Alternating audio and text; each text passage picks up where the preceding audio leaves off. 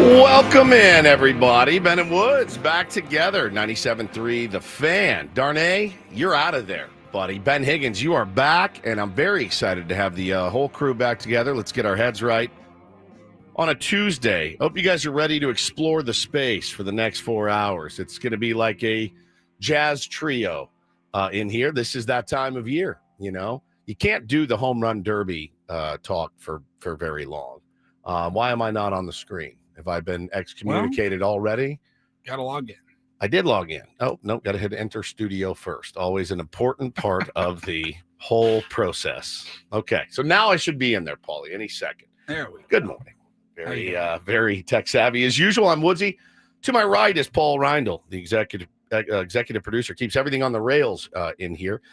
Morning, Paulie. Hey, how are you? Doing great. And to my left, back from Santa Barbara, full of meat and vim and vigor, Benjamin R. Higgins. Welcome back, my friend. A lot of meat. Some vim. Maybe not a ton of vigor left. I did not get to hear much of yesterday's show, but let me see if I understand this correctly.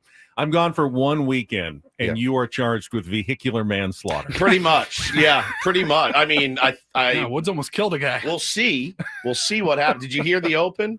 I heard a little bit of the open. That's about it yesterday.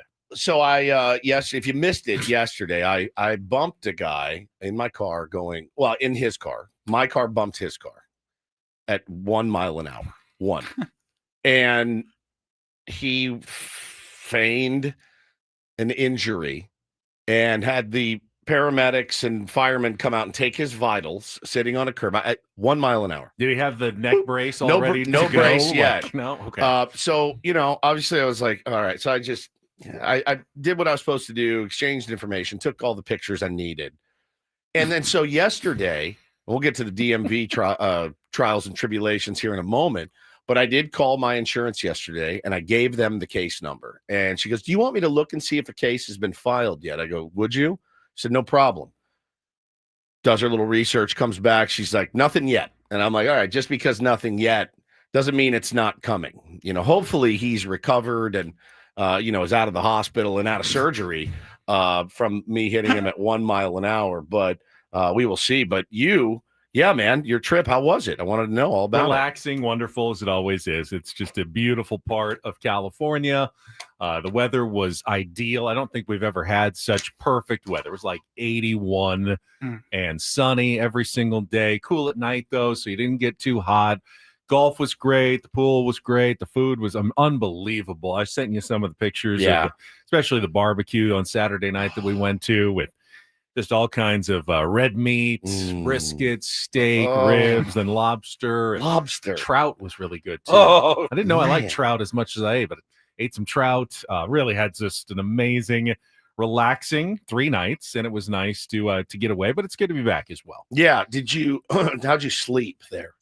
Not bad. It was, again, the way it got cool at night, so you were able to kind of get comfortable and sleep pretty well. Yeah, I had one of the more relaxing weekends that I've been able to enjoy and got to spend it with, the OG family, my mom and dad, my brother and sister, and, their kids and our kids were there. Did you swim? I did some swimming. You did? Yeah, took the top off and jumped into the pool. You didn't send us any pictures of that. I did not send any didn't get those pictures. Didn't get those. I really wanted to somehow. Well, I didn't want to get the camera wet. Obviously, I wanted a lubed up selfie laying out by the pool. It's hearing weird. a 50-year-old grown man saying, "I took my top off." Sounds. I took my top off. Like, did you do it like sexy? Like. You mean your shirt? We don't wear tops. You do realize, right? Yeah. And then I left my panties by the side of the bed. I took my top off. I don't know that I hear that very often from a man. It just doesn't sound. I don't think I need to ring the misogyny bell, but that. What's the difference? Everybody wears tops and bottoms. Unless it was like a half shirt, Paulie, that he was crop top that he was wearing around the pool, like an old like LA Rams. It was cut in half. All the football players used to cut their jerseys in half. Hang on, I'll jump in. I gotta take my top off first. So good. There is one thing that is funny though, and it's weird because you're almost 50. Yeah. Soon. Happy early birthday. Coming up very soon. Thank you. I'll be 50 later this year. But when November 3rd, by the way, we figured out yesterday. When you're with your parents, you always still feel like a kid. No question. And that it never goes away. No. You kind of wonder when you're a kid. And when I'm like 20, when I'm 30, do I stop feeling like the kid? Right. But when you're with your parents, you still always kind of feel like the kid, even when you have your own kids. Yes. And they're adults, and you're still feeling like, but, in this dynamic, I'm still kind of the kid here. Can I say this? And it's maybe a semi-hot take. People that act super adulty around their parents freak me out. Like, okay, for example, when I'm with my parents and my family, like if we go home to see my family at Christmas or Thanksgiving or something, I'm very buttoned up. I'm very buttoned up. I don't curse as much, not even close. I don't get like hammered at people that like go get hammered like in front of their parents still, because my parents don't really drink very much. So I don't go home and I'm like, I'm 50. I can do what I want. I'm in the bathroom. Like, no, I don't do anything. I'm very, very buttoned up around my folks because it's my parents. Like, I don't want to act that way in front of my parents. Does that make sense? Yeah, but I mean, we all, enjoyed plenty of red wine. It's wine country up there. But even when you're drinking red wine with your parents, you still feel like the kid. You're like, hey, I'm going to have another one. Please don't judge me, mom and dad. I'm not driving. I'm good. Like, I'm with you. I still get like a little uptight around my folks, even at almost 50 years old, certainly do. Well, I mean, for me, like, my dad's bailed me out of jail a bunch and stuff. So I'm like, I don't want to come home and act like a buffoon, around you. And you have to, pick up after me and all that. But it's a good observation. How was the traffic on the way up? Bad, up and back? But not the worst we've ever managed. I mean, you're going through LA and Ventura County on a Friday. It's not going to be great. There were definitely some slowdowns. But yeah, we got there by 3:30 or so. Not nearly as bad as it could have been. And then the way home yesterday.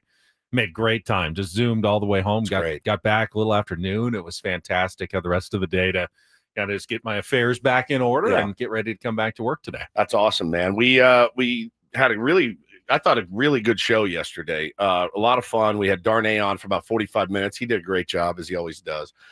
We had D. Smith on. We had Craig Elston on. We had Dennis Lynn. Talked a lot of Padres baseball. And then the big story, other than my near vehicular manslaughter, was I finally was going to go sack up, go to the DMV, and just wear it. This wasn't in penance for the vehicular manslaughter. No, this was I had to do it anyway. I got to get that real ID. Get your suspended license back in order. You were with us on the going to Philly, and the lady like damn near didn't. She goes, "Do you have a passport?" I go, "No," and she goes, "All right, well, you don't have a real ID. Here's your scarlet letter sticker. I was surprised that I didn't know that the TSA was so forgiving. I thought it was no chance to get on a plane. No, it's not a real ID. You're not getting on this plane. They just simply gave you a sticker, a warning, like a big sticker, like a big red thing. And she's like, "Here, take this." And I'm like, I'm going. I promise, like a couple weeks. But oh my god! So Paulie recommended. He recommended. Me and like a bunch of others. Well, yeah, San Marcos. Go to San Marcos DMV. I said, all right, that's what I'm going to do. So I drive the 30 minutes up there, and I pull into the parking lot, and I went, oh, something. Are they fumigating in there? Because everyone's outside. So I pull in, and I slowly walk up to the thing. And Benny, that's 70 deep outside. So I go, all right, well, they're in line for something. I'm going to go in through this door. No, you can't go in through that door. So I find this guy standing in line. I go, hey, man, is this the line to like get a number? I don't have an appointment. Mind you, in the car, when I got down to the parking lot here, I wanted to do there's a button you push called get in line. So you can get in line now. They assign you a number and you're all set, Give yourself like an extra 30 minutes, right? Because I knew I had a 30-minute drive. The online queue. This browser is not supported. I'm like, Google? I'm on Google. I went Google to the DMV. No, you have to use Safari or Firefox or something. I'm like, I don't know how would anyone use Firefox. I go, what? Who would even know how to do that on my phone? I go, all right, well, I'll just brave it. I don't know how this stuff happens to you. So I get up there, 70 people in line. I find the one guy. I go, hey, man, is this the line to like get a number? He goes, yeah, what an effing nightmare. And I go, I can't do it. So I go Oceanside. I pull it up on my phone, about 10 minutes away. So pull up to Oceanside. I'm like, 3 people waiting outside. All right, I'll be fine. So I walk in right up to the deal. They give me my number. G174 was my number. Fantastic. Okay. I sit down, get cozy. Now serving G89. G89. And I'm like, all right. So I'm like, it's going to be a while. Around there. You're like, there's not 80 people here. Oh, Paulie, it was packed to the gills inside. Now, I have a couple of... It's not being that far away that really kills you. It's when they call 7 other numbers that aren't even G's. And you're not even getting 103. You're not even getting closer. 69. I'm like, am I 3,000 people away? It's one thing if you're like, all right, man, I got 103 left, 102. But they're calling out 1 or 2 every minute. And you're going, here we go. All right, we're moving. But there's never any G's. The repeating of G111. You wait 5 minutes. G111. And I'm like rocking back and forth. So I'm getting a little antsy. And a couple of observations. State of California. You could at least try to make it an appealing place. You could try. You could have televisions. You could have a vending machine. Would be great. Hey, how about a little cafe? You guys would make a killing because it was 11:15. I would have gotten a sandwich, a coffee, a Coke, some chips, whatever. How about a bar? How about a bar is probably not a good idea at the DMV. Probably not a bar. You could put a cafe in there that would. Yeah. Idea. You would slay it. How about just to make it better, like make it a more appealing place. Top Golf. Maybe here's the other thing. Maybe clean the urine off the floor. It's a pretty. You walked in the bathroom. There was one stall, one stall that was filled to the top with urine. The toilet was filled to the top, and things floating around. Then the urinal was there, and you go up to the urinal, and the whole floor is covered in urine. And it was like, where am I? Like, am I in a backwoods gas station? No, those are cleaner. So I'm sitting there, man, and I'm just rotting.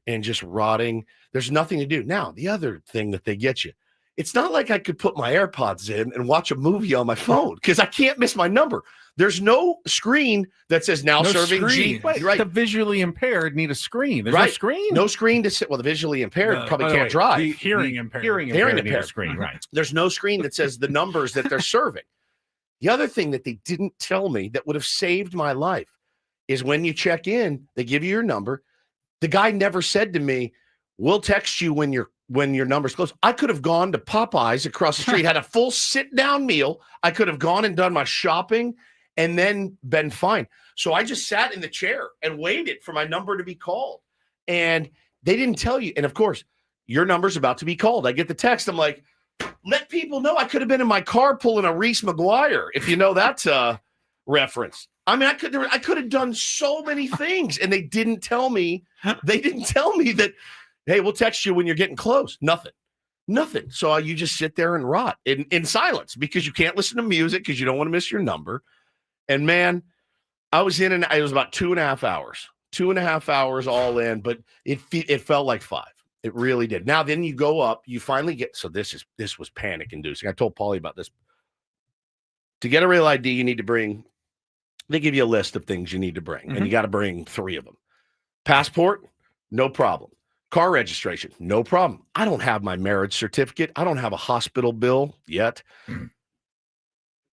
They wanted you go to the hospital like every 3 weeks. Yeah, every 3 weeks I'm in the hospital. They wanted a phone bill. Well, so I said to myself, I don't have a paper phone bill, and I don't have a printer at home. Well, we do, but I'm not allowed on it. Hannah only.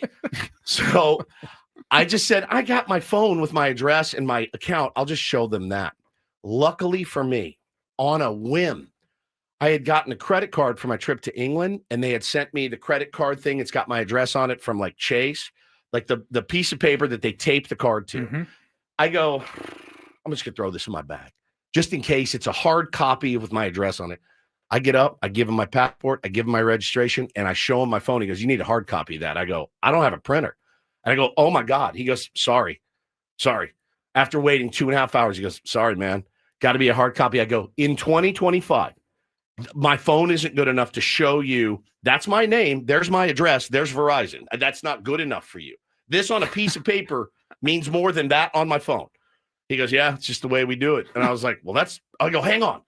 Reach into my bag, pull this thing out. I'm like, does this work? He goes, still got that sticky tape. Got the sticky tape on it. He goes, off. Yep. He goes, yeah, that'll work.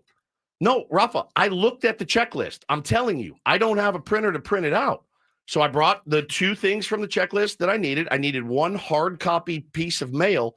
Luckily, I stuck it in my bag. I had it. So I'm like, oh, I did it. I paid. And he goes, you just need to ask me, right? Yeah, well, could have forwarded it to me. I printed off for you in the morning right here. I don't know how to send it. So I said to the guy, I go, so I'm done, right? He goes, oh, no. I don't know what to do anymore. He goes, you need to go over and wait in that line to get your photo taken. I was like, all right, so go over, get my photo taken. Doesn't work the first time. Yeah, I tried this again. I'm like, So the smile. Photos taken. I'm like, all right, we're done. He goes, no, you need to go wait in that line right there. You got to see her before you leave. I'm like, for what? And I literally walked up. She's like, make sure this information is correct. I'm like, I have verified this information 3 times. She goes, sign here at the bottom. Sign. I go, am I done? She's like, you're done. But I'm like, couldn't we have knocked all of this out at the same kiosk? They really don't do it right. They really don't. And here's the other thing I was thinking about. You walk in there, listen, there's a lot of people out there looking for jobs. There's a lot of people that need jobs. We recently had the government cutting things of surplus in here, and things that were wasteful. They had, I would say, conservatively, 30 windows? 3 of them were manned. 3. There's 3 people, and they're working for 600 people waiting in line. And I'm like, somebody should be here working. It's actually a decent job if you can handle the G111 all day long. Like, it was probably, I'm sure you don't even hear it. Probably a good government job. And it's just dead. There's just 3 to 4 people working in there. I've enjoyed story time this morning. Oh. The only question I've had, and I kind of wanted to just hear the whole story before I even asked, any thought of just making an appointment? So yes. Well, so here's the deal. I tried on my phone. To make an appointment. And I didn't have the browser. The browser didn't work. No, that's not an appointment. That's checking in online. So you can make an appointment, but you have to have some foresight. When you I did the Real ID thing. When did you do yours, Paul? Like 2 or 3 years ago. I did mine online, and I got it mailed to me in less than 2 weeks. And they don't do that anymore. I did it like 3 weeks ago. I got it. It was literally like 2 weeks ago. I can show you the issue I had to date. wait like a month because they didn't have any appointments, but I was in no rush to do it. I uploaded my documents before I arrived. When I went, and I think I did go to San Marcos. Issued June 18th, 2025. The whole process took like 25 minutes. And I was in and out because How was that possible? Because I didn't wait until the last minute. I wasn't desperate to do it. So remember, the story here is don't procrastinate on these things. I agree Have with a that. little foresight. Well, I did. And you can make things a lot simpler on yourself. So I did at one point have an appointment that I skipped. I didn't go. There you go. I had something come up and I had to leave. So then but everybody kept telling me too, just go in, man. San Marcos DMV, man. So easy, man. You'll walk right in, man. Foster's like, hey, you at San Marcos? I go, yeah. He goes, what, take about 20 minutes? I go, I didn't even stay. There was 80 people waiting in line. It's unbelievable, dude. So I'm not going to address this chode anymore. But I did have an appointment at one point, Paulie. I did. And I skipped it. So I probably should have made one yesterday at work. You know what else? Forgot my login. I don't know what my login is. It's on my home computer. So listen, man. I got it done at the end of the day. My Real ID will be here soon. Me. You made 3 different accounts just to try to check your flight information this morning. It's a nightmare in my head. How would you ever remember any password or where you've logged into anything ever? It's a nightmare in my head, dude. It really is a nightmare in my head. It really is. I need the Paulies, the Hannahs, the Craig that I'm going on my trip with. I need these people in my life. I really do. And it's not because I'm you like, need to put me on the payroll. It's not I'll because just be your assistant. I'll handle all your tech stuff. You know me. I'm not lazy. It's like I literally am you don't know what moron. you're doing. I don't know what I'm doing, man. I really, really don't. I don't know what a deductible is. I don't know how this insurance thing works. There's a part of you that feels bad when you make a recommendation like I did, and apparently Foster, and I saw people in the chat yesterday were saying, San Marcos, San that's the Marcos. spot. I'm Place like, to bro, go. I'm 4 for 4, like in and out in less than 20 minutes every time. And when you text me The picture, line out the door around the building, and I'm like, of course that happened to you. Of course. I know. Then I started thinking, I'm like, I don't think he ever said he made an appointment. I think he's just doing the drop by and try to get in there. And I'm like, yeah, that's probably going to take you a couple hours. The other part of it too that I got extremely panicked about, and you can probably relate to this, Benny. I saw a bunch of parents there with their kids, and I go, I'm going to have to do this again in like 9 years. I'm going to have to be up here with this chode who's probably going to be grouchy, Bo, and driving test and eye test and all. I'm like, I got to do all this again. This is all coming up now. How long? It's kind of exciting for the kids the first time. It's when also they go terrifying. It's terrifying, but it's a new experience. I saw a kid in front of me. He was signing his driver's license for the first time, and his hands were shaking. He walked off with the pen, and he came back. He goes, "I stole your pen. I'm so excited." I was like, "Just settle down out there, buddy." It was not my favorite day, but again, it feels good when you knock something like that out. Now, question: how long is this thing good for? Because like my colonoscopy, I got to get another one in like 2 years. Driver's license, whatever it should is. say 4 on your years, license 5 years, when it expires. Okay. You'll I think mine's good for another 5 not years. good for any longer My than the birthday. regular driver's license is, but All at right. least you have it. But I don't know when you need to get a new picture and when you can just do a renewal. Got a fresh pick yesterday, which good because my first one looked like Jabba the Hutt. Because I got one like 2 years ago. I used the same picture. I just made it a real ID, and I got it in the mail. I didn't have to do anything. Okay. I paid online. It was sent to my house in 10 days. Quickly, for the tier ones, the moral here is if you see Woods in line for anything, Help me. run. Or help me. Just run, because you've picked a bad spot to go to, Yeah. because he always Just help me. picks the worst spots. to Also, go just help me. Just come up Help to me him and cross help, the street. help me cross the street. It was Help him find his car in the parking lot. honestly, the worst part of it all was the urine. I can deal with the weight and all that. I'm a grown man. The urine, the preponderance of urine at that DMV was a little bit much for me. You don't have somebody that can come get, just the urine out of the toilet and off the floor. It was probably left over from the weekend. Friday didn't have anyone come in, and then waiting for the crew to come in. It's noon. There's pee-pee all over the floor in there, all over it. It really looked like it looked like a shooting gallery in the bathroom. But yeah, man, it's done. It's all done. Everything's locked in. I feel good. I feel really, really good. Well, that's good, because we need you for the next couple of hours. No game to talk about. It is the All-Star break, but we do have some baseball to get to. On the program today, we will talk a little bit more in depth about the Padres draft. It is now wrapped up. David J. is going to join us from Mad Friars at 7:35. Talk about the guys that the Padres selected, the strategy that A.J. Preller employed. There was kind of a specific strategy he went with in the draft, and hopefully it will pay off for your San Diego Padres, but we'll talk about that. Talk about last night's home run derby, what you liked, what you didn't like. There's a lot of opinions, strong opinions about Major League Baseball's home run derby. I want to get your, when you leave town, we always let you come back and talk about something that maybe we talked about. Is there anything sticking in your craw? Oh, absolutely. Jacob Misiorowski or Yu Darvish's performance or Jackson Merrill? Absolutely. I have some thoughts on the weekend. Padres, I did not miss any of the games. Good. I thought about missing the games, but I couldn't miss the games. Can't miss them, man. Watched them on vacation, and we will go back with a little bit of my thoughts on what happened over the weekend. We'll get to all of that, though, Paulie. Let's get to traffic, and then we will come back. And, I will share some thoughts on what I missed, and then we will jump in on a Tuesday morning during the All-Star break. It is Ben Woods, Tier 1's. Glad to have you with us. Paulie here as well on San Diego's #1 sports station, 97.3 The Fan.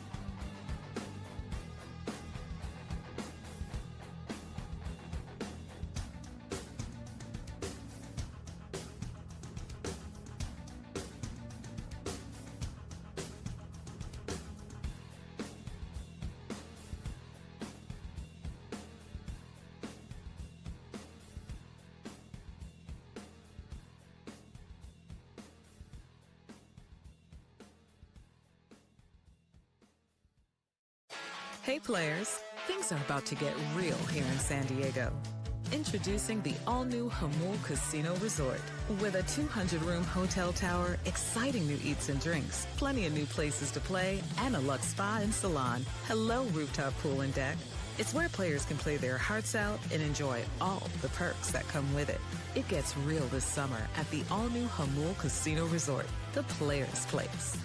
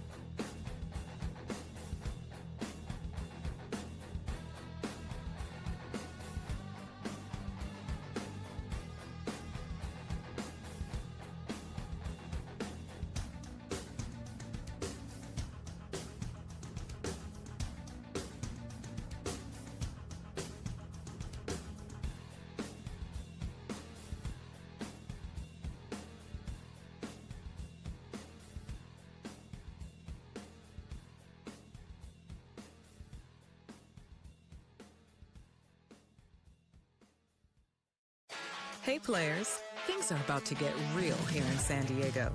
Introducing the all-new Hamul Casino Resort. With a 200-room hotel tower, exciting new eats and drinks, plenty of new places to play, and a luxe spa and salon. Hello, rooftop pool and deck. It's where players can play their hearts out and enjoy all the perks that come with it. It gets real this summer at the all-new Hamul. All right, I'll take my free pass after missing yesterday's show to talk about something that I felt very strongly about this weekend as I was watching the Padres take on the Phillies. Welcome back, Ben and Woods, Paul, on a Tuesday morning. and I'm sure you guys kind of felt the same way, but my belief that the Padres are at least a potential playoff team has never wavered, even as they have played mediocre baseball since a hot start. They've been a 500 team essentially since the first 3.5, 4 weeks of the season. But, to be a playoff team, you're also competing against some highly mediocre other teams that are, trying to win a wild card spot. However, what this last weekend restored for me, and especially Saturday's game, beating Zach Wheeler and doing it without the back end of your bullpen available and having Jackson Merrill come up with 2 home runs, wondering when is he ever going to get that feeling back and hit some home runs. It's the first time in probably a month or two that I felt the Padres could be World Series contenders again. Not favorites by any stretch of the imagination, but those are the kind of games that you will have to win playoff series. You have to beat other teams' aces.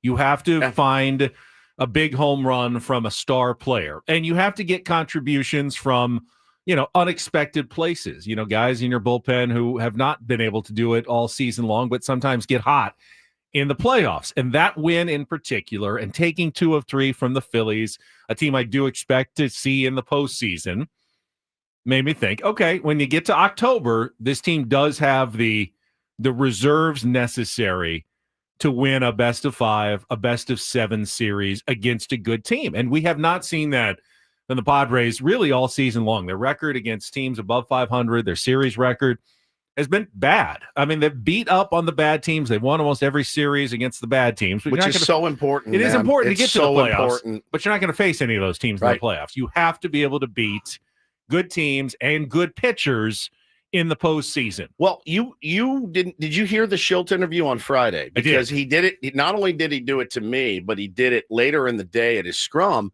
I brought up, hey man, we always talk about, this series is over. Great job. And now you get Suarez, Wheeler, and Sanchez. And it didn't, it basically, the short answer was basically like, yeah, well, we're pretty good too. Right? Like that kind of attitude. And I went, oh, okay. And then I heard him later in the day in his scrum, like, yeah, I mean, these guys are good pitchers, but we got a good team too. And I like that mentality.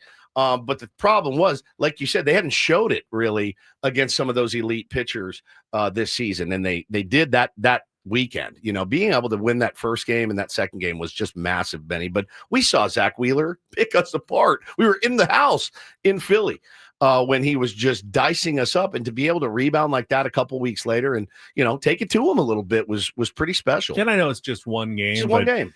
I felt strongly with Zach Wheeler, begging out of the All-Star game. He really wanted to win that one, and go in with a good feeling into the break, getting his rest, getting psyched up for the second half. I'm guessing that was a dating performance for Zach Wheeler, and it really a very encouraging weekend for the San Diego Padres. He's your Cy Young front runner, right? Yeah. Like he's your Cy Young front runner, and you guys took it to him. Jackson Merrill getting 2 ridiculous bombs off of him was great. And man, I'll tell you, one of the most impressive performances for me, and I shouldn't be surprised because all this guy wants to do is compete and win, is Jeremiah Estrada pitching for his 4th time in 5 days. Like, hey man, whatever you need. And then to go in and do it against Turner and Schwarber and Harper. I mean, it was as tight as it's been in a while. I was holding it together like this, watching, and he took care of business, man. And just what a dog he is. And really all those guys in the bullpen, man, have just dogged out this year. It's been really, really cool to see. Now, I'm curious. We talked about it a lot yesterday. We were just kind of alluding to it a minute ago about the Padres, whatever the ridiculous amount of 1-run games is that they've played. Like 40%. Yeah. It's absurd. And so I think there's 2 ways to look at that. The glass half full guy says, oh, this team, if they can get into the dance, they're going to be battle tested because they played so many of those tight playoff atmosphere like baseball games. Yeah, I believe in that. The other side of it, though, and I think both sides are valid, is can a team survive all season doing that? Right. Or are you going to be so gassed Yeah. by the time you get to September 1 because you've played nothing but tight one-run ball games with your elite bullpen just gassed. gashed? Yeah, 100%. Like, there's got to be a balance there of you got to win those games still to get into the playoffs, but like I do tend to lean towards the side of like, oh, it's battle tested. Like this team knows how to win these games. Yeah. But you can't have too many of them. No, I don't know what the number is. You need a couple more laughers. And hey, honestly, in the second half with 66 games to play, you need laughers. And hey, if it goes against you and they score 8 runs in the first, I was just gonna, yes. Just like be really, don't get Suarez heated up. Down. If you lose 3-2 and if you lose 10-1, it's almost the curse for the They're Padres. like too good. They're too good to get blown out. It's happened a couple times this year. Toronto in particular, the Mariners got them once, but they're really in every game, and it's hard to punt on a game you're in. You don't want to do that. And Mike Schilt said over the weekend, I forget what day his quote was, and he finally kind of acknowledged. He said, "But it is legal to win, 7-3 or 8-2." Legal. He's not going to alibi it, but I mean, really, with the exception of that Colorado game, the laugher, I can't remember the last time that they just either started off with a comfortable lead or just kind of gradually cruise, and all of a sudden it's 7-1. You're like, all right, this game's probably in the bag. One of our biggest issues this season, in my opinion, is when we score a run, we almost give it back immediately. Yeah. That's how I feel. I don't have the numbers to back it up, so it's me talking out of my ass as usual. But I do feel like we score 1 or 2, we give 1 back, right? Like the game in Philly when we were delayed and sitting in the airport, we got off to that 4-0 lead, and then I think we added on 1, maybe it was 5-0, and then the next thing you know, Phillies come back with 2, and we all looked at each other and laughed. And I go, Suarez is pitching in this game. Everyone was like, yeah, 100%. It's the playbook for the Padres, and that's got to change a little bit in the second half. Yeah, the reality of the close game, though, is, and I said this last week, Padres need to find a different formula to win. Yeah. And on Saturday, they did. It was Darvish for 4 2/3. It was some of the back end of the bullpen. It was big home runs from Jackson Merrill. It wasn't just get a 3-2 lead and hand it over to the 4 horsemen. Yeah. That, as you said, Paulie, that's unsustainable. For 162, you're going to kill those guys. But if they can find a few more of those wins like Saturday, where they don't have to use those guys, and they're going to have to trust, David Morgan's getting a little bit more trust. They're going to need, Yuki Matsui to get some big outs. And I know that makes Padres fans really nervous. Even Wandy's going to have to get some big outs. But they're going to have to trust those back-end guys and not rely on the 4 horsemen every single time, because you need them in September and especially in October. So you can't completely wear them out. But when you ask the question about the close games, and the Padres, I think, have played more 1- and 2-run games than any team, and they've done well in those games. So you worry, is the bottom about to drop out? I look at Sunday's game when they lost 2-1 and go, there are so many games like that as well, because they've lost a lot of those 1-run games as well, because they played so many of them. They've left some on the table for sure. Man, just a couple of more bats at the bottom of the order. Would have been, and that's everything. Those 2-1 losses turn into 3-2 or 4-2 wins. You just need a couple of guys, a catcher, a designated hitter, an outfielder who can just give you a handful more hits, a couple of home runs the rest of the season. And you feel like, because the Padres play so many games, those guys could make a real difference. Now, replacement level players, guys who hit 5 or 6 home runs, don't make a difference on most teams. But you get the sense that they might make a real difference for this San Diego Padres team. And that's a huge advantage, actually, for A.J. Preller going into this trade deadline, is that he doesn't have to shop at the top of the market. I saw all the, Jarren Duran rumors over the weekend. Honestly, I don't really want to overpay for a good but not maybe great player like Jarren Duran when you can be helped on the cheap by just kind of a okay player joining you down the stretch for a low cost. I think can help you quite a bit. So considering how many of these close games you actually play. That year we bought on the margins, right? The G-Man Choi year, the Scott Barlow year. We all sat in here. I think we had Craig on that morning. Craig, what do you think about the trade deadline? He goes, we need to buy on the margins. And we all kind of nodded our head and agreed. Well, then it happened and we were pissed. Those guys didn't do anything. And it's different, though, because the guys that we have now are definitely not doing anything. They're definitely not. Like, you feel like anybody you get is going to be an auto upgrade. And then it takes some of those guys, and it makes your bench just a little bit longer, a little bit more deep. Depth is what's going to ultimately bury this team, Ben, if they don't get it. And AJ, it's for me, it doesn't have to be the splashiest of moves. Like, it doesn't have to be Jaron Duran. It does not have to be Sean Murphy even. It would be great if it were, if we didn't have to give up Leo and Salas and guys like that. But in my opinion, it's got to be a little bit better than a Mike Talkman or a Ramon Laureano. I feel like it's got to be somewhere in between them. Does that make sense? Like, just getting dudes in here. I think there's been plenty of dudes that he could have gotten in here already. Just bodies, warm bodies. We talked about why hasn't he gone out? Why didn't he bring in Rowdy Tellez? Just for a left-handed power hitter. Somebody off the bench that can hit a bomb. He hasn't yet for whatever reason. I don't know why. I don't think it's payroll. I'm sure he can afford $300,000 for a half a year of Rowdy Tellez. Right? Minimum. There have been a couple catchers that have been released that I didn't understand why he didn't pick up immediately. But man, it doesn't have to be Duran, but it's got to be in the middle. It's got to be good, solid, hungry players that have never won before that look at this lineup and go, this is a new lease on life in an amazing city, in an amazing ballpark with a legit chance to win a World Series. I do feel like this team is, for whatever reason, they're better than the 2023 team. I mean, record-wise, they're definitely better. Yeah. But just in terms of their capability of winning games and chemistry, they're starting at a higher level. That 2023 team wasn't good enough to be helped by, acquiring on the margins. Yeah, I do feel like this team would be helped even by a couple of marginal acquisitions. Isn't it crazy to say that with all the talent that was here in 23, that those fringe guys could not help? Because you were not going to get all those dudes on the same page. Bob Melvin was not going to do it. It just wasn't going to happen. I mean, look, there's Ray said, yeah, we're rumored to be in on Corey Lee, who is a local kid, which doesn't mean much to me. I want somebody that can produce. I don't really care where he's from. Corey Lee, is he an auto upgrade over Martin Maldonado or Luis Diaz? I'll tell you who doesn't think so. It's Mike Schilt. Mike Schilt, if you're going to bring in a new catcher, it better be somebody that knocks his socks off. We talked about it, Benny, when you were out. I honestly think the biggest hurdle to bringing in a new catcher is not the money. It's not the prospects you have to give up. It's convincing Schilte to essentially turn his back on one of those guys. Don't you agree? I agree. Yeah. I mean, just what I've seen, what I've heard, what he's talked about in the media. Tyler in the chat yesterday goes, I think it's just eyewash by Schilt. He does that with all his players. I go, catchers for him have always been different. It's always been different. You don't see it, Ben. You don't see it, Paulie. You don't see it, Woodsy. You don't see what I see.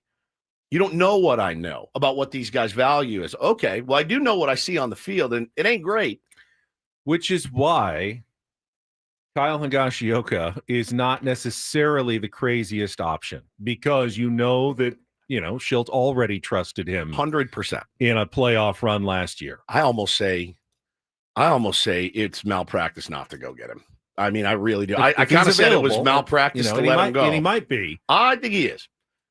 I think he's for next year too. Yeah, get him for next year. $6 million, 6.5, whatever it is. I mean, look, hey, we made a mistake. We let you go. Come on back. You fit right in. You are beloved. The Rangers can't really ask for anything back. No, for him. You're taking him off their hands. He's not doing anything for them. Correct. You're almost doing them a favor. So it's a cheap acquisition.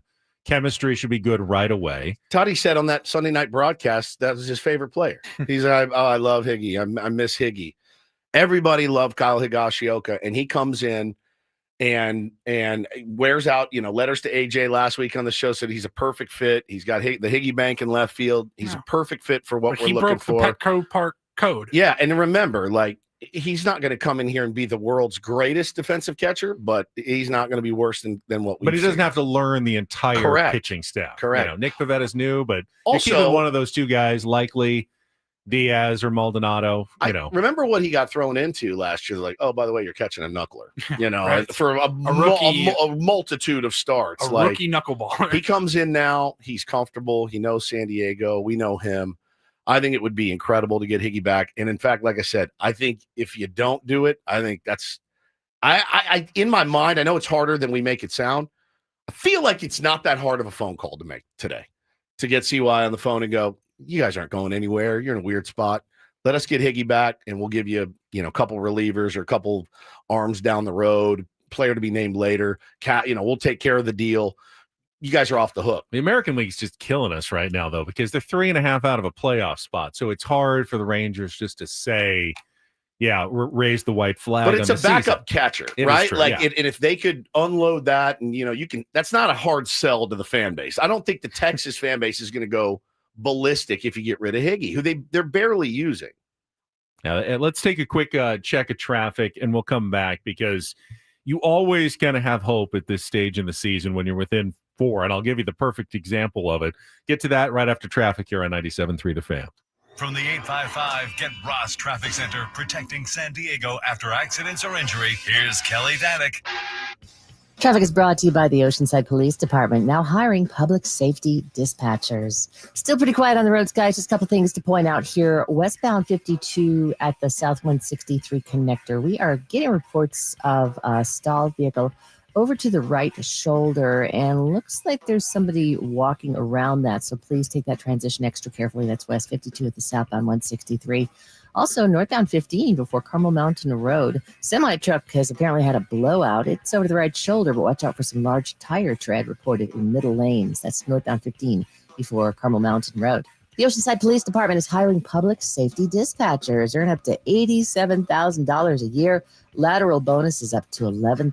12-hour shifts, 3-day work weeks, paid holidays, benefits, and retirement. Apply at joinopd.net. And if I didn't love my job so much, I'd go for it. I'm Kelly Danick with San Diego's #1 sports station, 97.3 The Fan. So here's why the trade deadline, July, has been so slow already, and we're waiting essentially until the final hours. If you are the Texas Rangers, who are a game under 500, or even if you're the Twins at 2 under, the Royals, the Guardians, the Angels, 2 or 3 games under 500, you are looking at one team right now and going, well, why can't we be them? Because 10 days ago, the Boston Red Sox were those teams. They were 4 games out of a playoff spot. They were 2 games under 500. And no one really thought they were doing anything. And they were going to be sellers at the deadline, and it is time to move on. And now, after going 10-0, winning 10 in a row, I see the national media guys going, hey, they're 1 or 2 acquisitions away from being a World Series contender. Saw it yesterday. I think it was Jeff Passan that was at the Home Run Derby, and he was like, Red Sox are legitimate World Series contenders. They weren't 10 days ago. As I speculated before the season started, really making me look good on my pick. Yes, woo, they've bailed me out. It's funny because, 10 short days ago, dead, buried. Cora's got to go. Craig Breslow's a moron. These guys have no idea what they're doing. They have guys out of position. This youth movement is not going to fly in Boston. They go out and they won 10 games. Now, 10 games is, it's a lot of games in a row to win. There's no question about it. But man, their season has been turned around. And now they have that look about them. Nobody's going to beat them. And you got Garrett Crochet going CG the other day. Brilliant offseason acquisition for them. They are a force, Benny. And if they can get another arm or two, forget it. That, they could run away with it. It's crazy.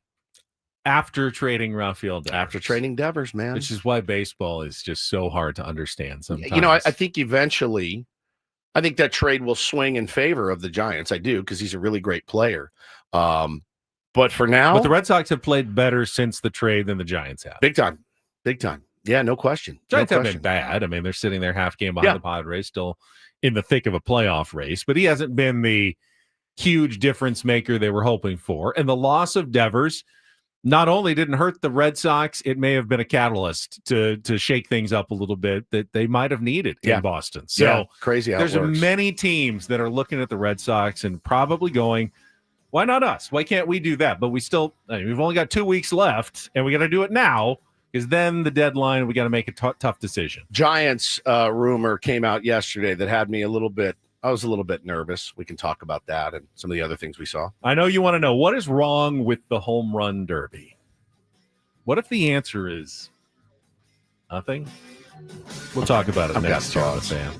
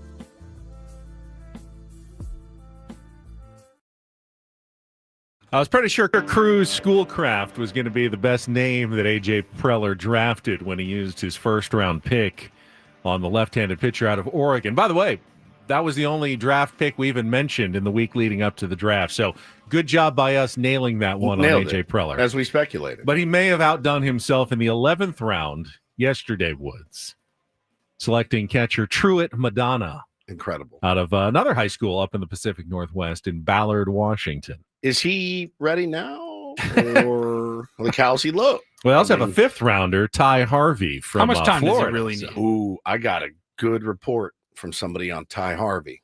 Good player. I actually got a good report from somebody in the big leagues that said the San Diego Padres have absolutely killed it in this draft. So we'll talk to David J. from Mad Friars about the draft at the bottom of the hour, but those were, I believe, like the only 2 high schoolers taken after Cruz Schoolcraft. And the reason was they took a lot of college seniors who don't have a lot of leverage to sign. Yeah. Because they're going to need to convince those 2 catchers, the 5th rounder, Ty Harvey, that you heard good things about, and then the 11th rounder, Truett Madonna, to give up their scholarships and their NIL. And so they're going to have to overpay to try to sign them, which means they have to kind of underpay because you have a fixed amount. Padres only have like $6.5 million or something to sign all these 20 guys. And you're going to have to use at least half of it probably on Schoolcraft. So that leaves you with, $3+ million to sign 18 other guys. And so you're going to have to underpay some of those college guys who are like, well, I'm out of college eligibility. Padres are offering me this. I guess I could get a job selling insurance, or I could try my luck in the minor leagues. Yeah. And then they usually, opt for the sign in the minor leagues. Yeah, never know what could happen, man. And then you throw a little extra at those catchers to try to get them to forego college and enter your minor league system. AJ's done really good at signing the majority of his draft picks, has he not? Yes, he has. Yeah, he's done pretty excellent. The thought of having to sit in that room and figure out who gets what and can we get, convince this guy to do it. And I mean, it's, again, you're right in the middle of the baseball season and you have a team that's in contention that you also need to improve. Holy cow. Talk about being a busy beaver. Want to also ask David J. about their 4th round pick, Michael Salina, right-handed pitcher out of St. Bonaventure, who very intriguing. Would have gone, I think, much higher in the draft. He touches 100 with his fastball, averages about 97, really good spin and movement. Had Tommy John surgery, though, this season, so he won't be available until at least next spring. But Padres they've gone that route before, and they're okay with being patient and waiting. And it's such low risk. They've shepherded a lot of guys through TJ. They feel like they're pretty good at it, and they're willing to take that chance on a guy who had first, second round stuff that they were able to pick up in the 4th round due to that surgery. Yeah, the Cruz Schoolcraft kid certainly is interesting. And we talked a little bit about it yesterday. Wanted to save the bulk of it today for David J. But, this is a guy that said, I would like to be a 2-way player. And Chris Kemp was like, no, not going to happen. We're going to go the pitching route. And then Cruz was like, yeah, it sounds good to me. I mean, as long as I can make the big leagues, the quickest path there. And Paulie and I talked about it yesterday too, Benny. With Shohei Ohtani being Shohei Ohtani, and every one of those guys every pitcher that is on the San Diego Padres raked at some point in their career. I would say Ryan Bergert at some point in his life hit like 600 with 12 home runs in some league he played in. At some point, you make the decision. I have a better chance of being a big leaguer by pitching or by hitting. Paul Skeens did it. He goes, I was a good hitter, but then I realized I can't hit anymore at this level. I'm going to be an elite pitcher. So it happens to all of them. Do you get the sense that teams will take an 18-year-old kid who rakes and throws gas and says, yeah, we're going to bring you along as a 2-way? I just don't. I think the next 2-way player is going to come from Japan again. That's already established, Korea, whatever it may be. Do you see an American teenager high schooler getting drafted ever and somebody saying, yeah, let's do it. Let's try it? It would have to be someone who's taken in like the top 2 or 3 picks, and that's what their family really wanted. And so you had to kind of promise them, in addition to the money, and everything else. If you want him to sign, he's got to be a 2-way player. Like, they're going to have to force their way into it because there's really no good model. Teams don't know how to do it. There's no here's how we lay you out in terms of pitching and hitting, and here's how we get you to the big leagues with both.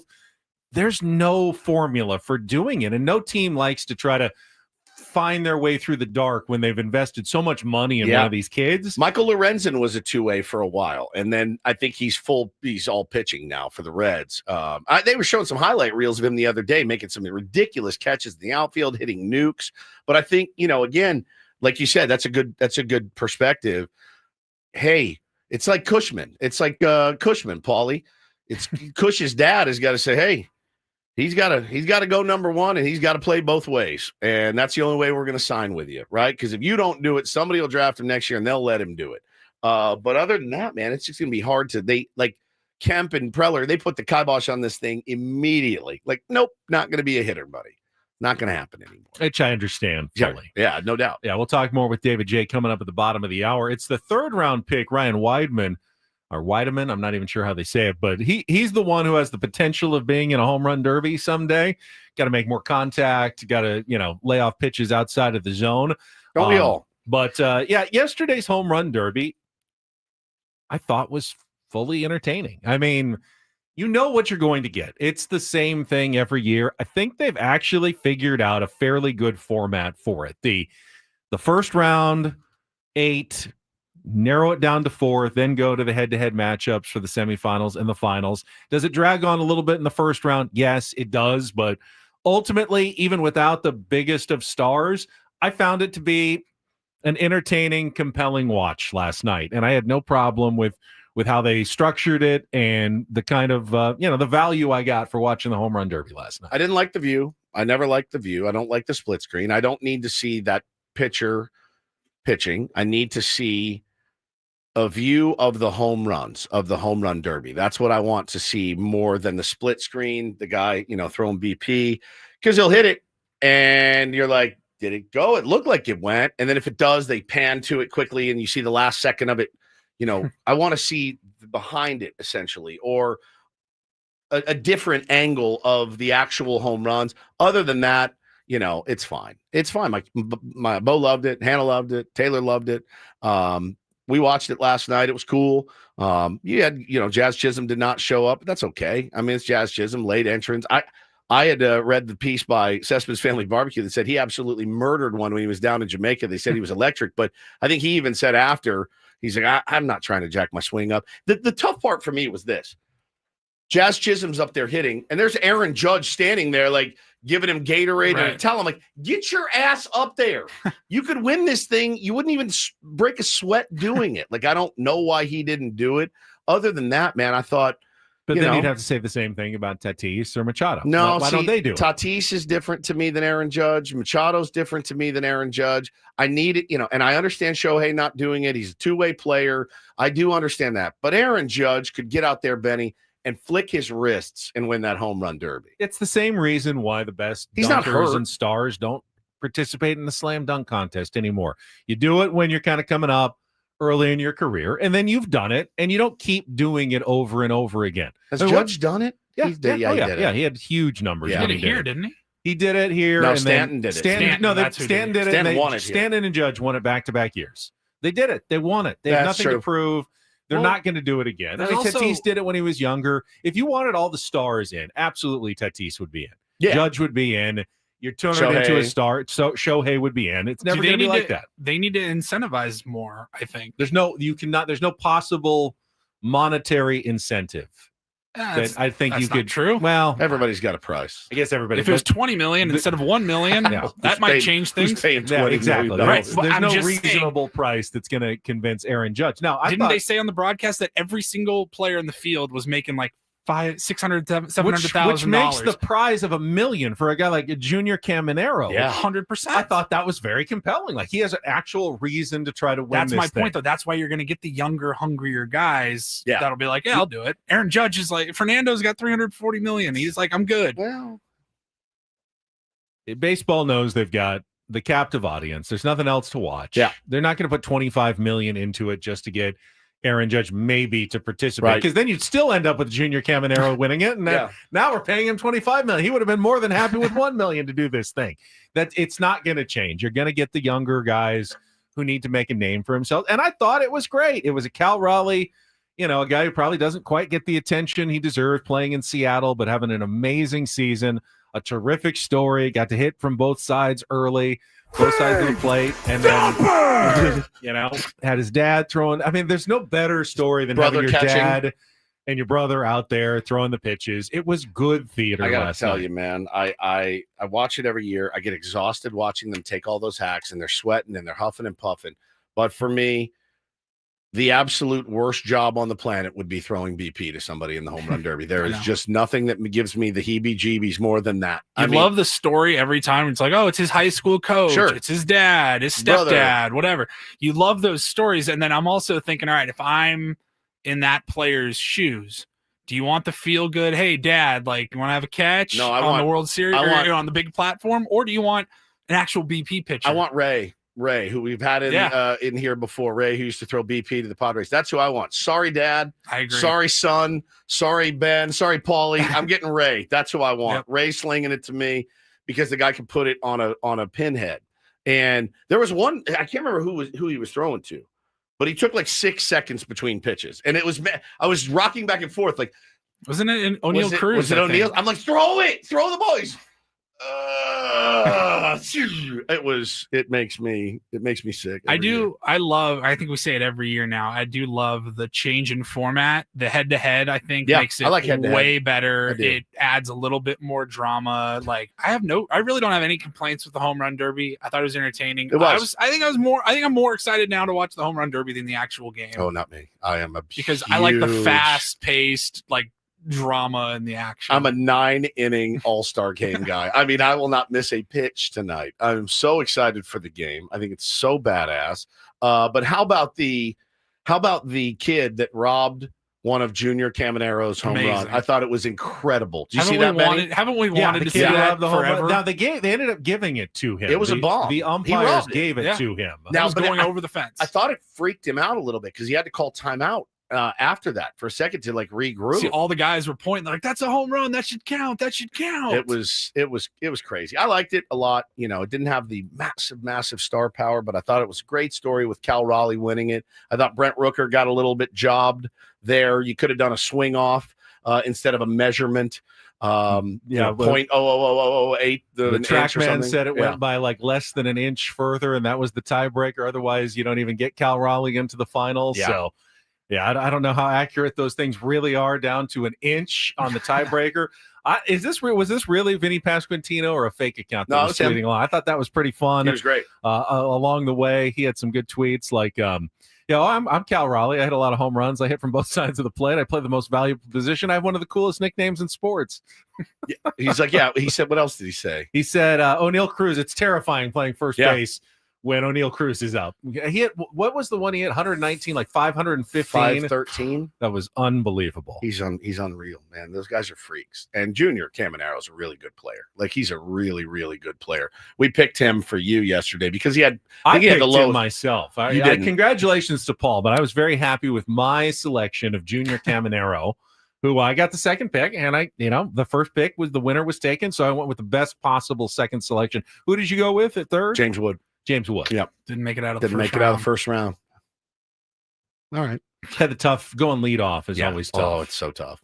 Oh, it's just the whole thing's gut wrenching. I was really sweating that Cal Raleigh versus O'Neal Cruz winner to the championship round because I'm like, all right, well, I don't want Ben to win. Like, if I have a chance to win some money, I want to win the show bet.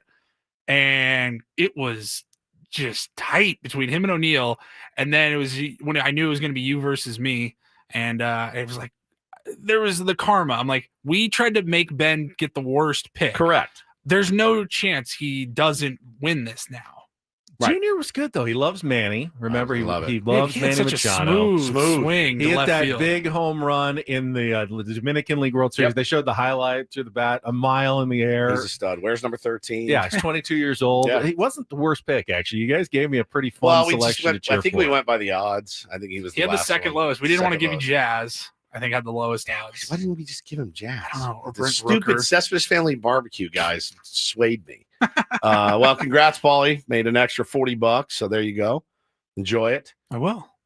Thanks for not putting me on the line for like 500. Or anything. Yeah, Ben walked this way. He goes, "Oh, how much is it? 20?" I go, "Yeah." He goes, "Oh man, I was hoping it wasn't for like $1,000." I go, "$1,000? Since when? What do you think we are? Well, I wasn't here to put the kibosh on things like I normally What are we, do. the DSC show? Yeah, let's just do $1,000 bet. I got $1,000 on the National League tonight. Any takers? Those days are gone in radio, Benjamin.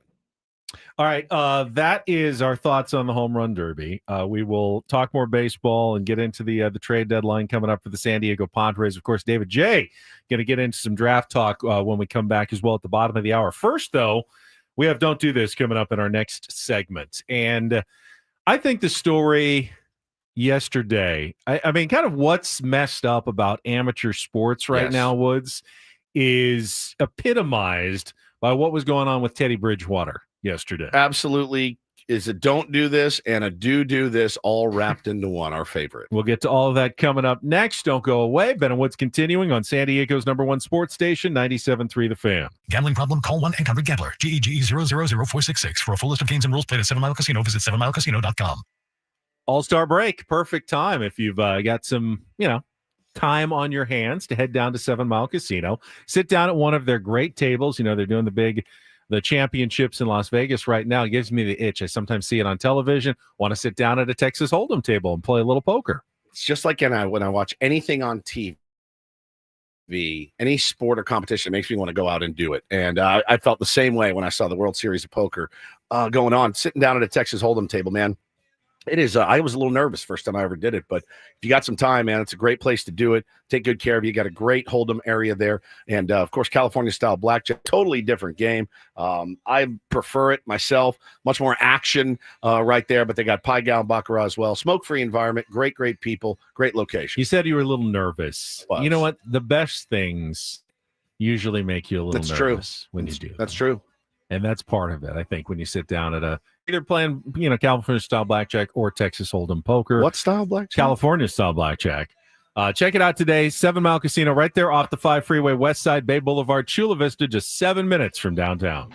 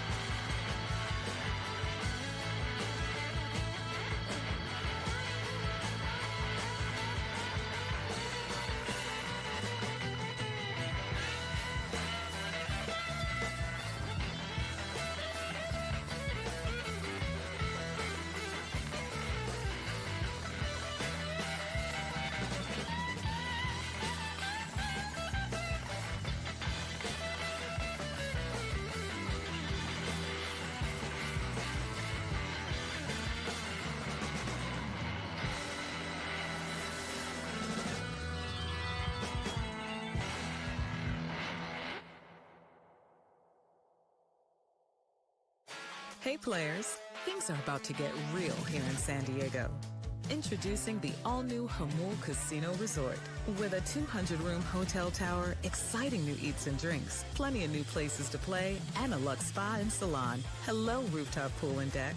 It's where players can play their hearts out and enjoy all the perks that come with it. It gets real this summer at the all-new Hamul Casino Resort, the players' place.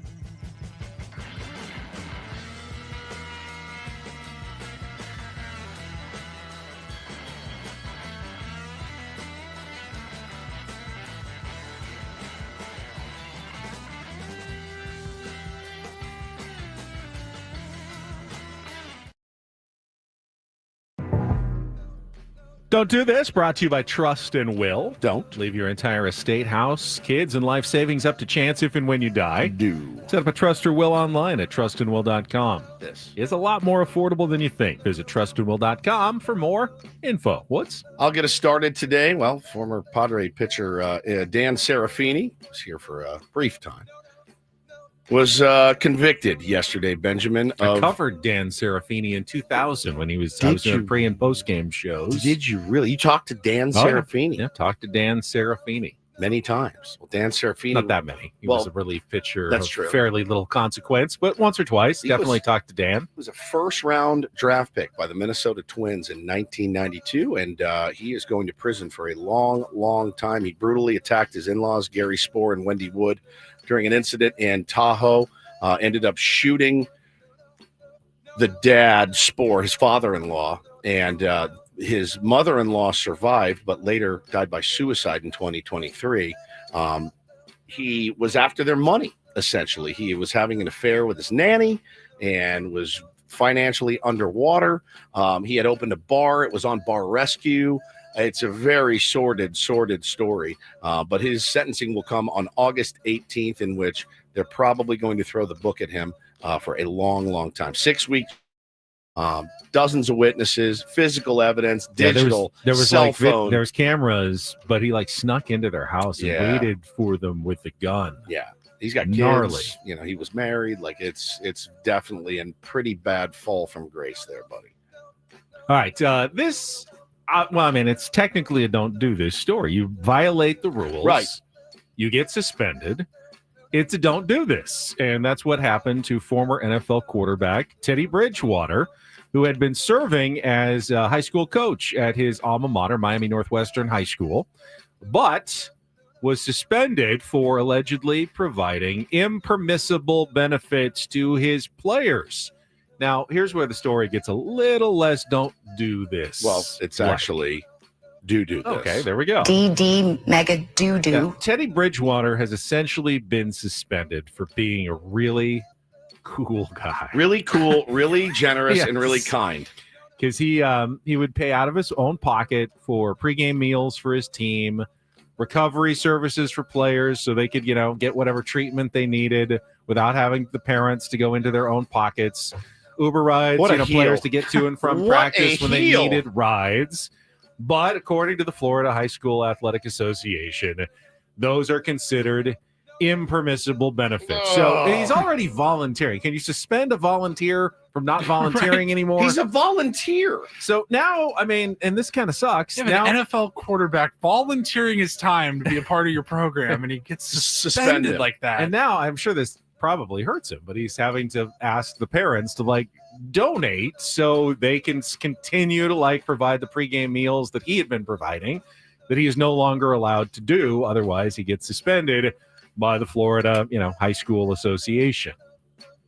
So you're telling me when my kids are in high school and a couple of teammates need help, they need Uber rides or they need meals, and they, their parents can't make it, and I'm helping out, I could get in trouble for this?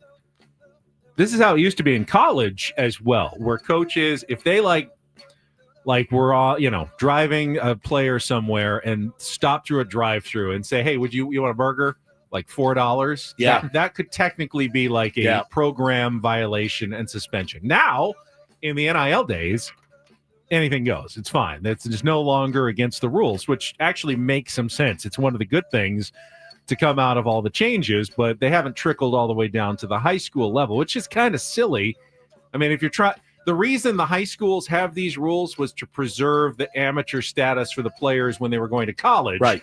But now, since that's no longer the case, I'm not sure if the rules make as much sense. Do you want every private school to simply, find the best players in the county, roll out the red carpet, pay them as, much as possible, provide them with all the benefits so all the good players go to the same schools? It kind of happens anyway. Yeah. But honestly, what community do you go to now that the richest private school doesn't usually have the best or one of the best football teams? Yeah, for sure. Because they do. They somehow find a way to players. They make it a better experience by making sure the kids are well taken care of. So, we're already kind of living in this world. Somehow, though, Teddy Bridgewater found himself getting in trouble for it when that seems pretty silly. I would say so. And I thought it was silly back in the pre-NIL days when it was like, hey, man, I got this kid a meal.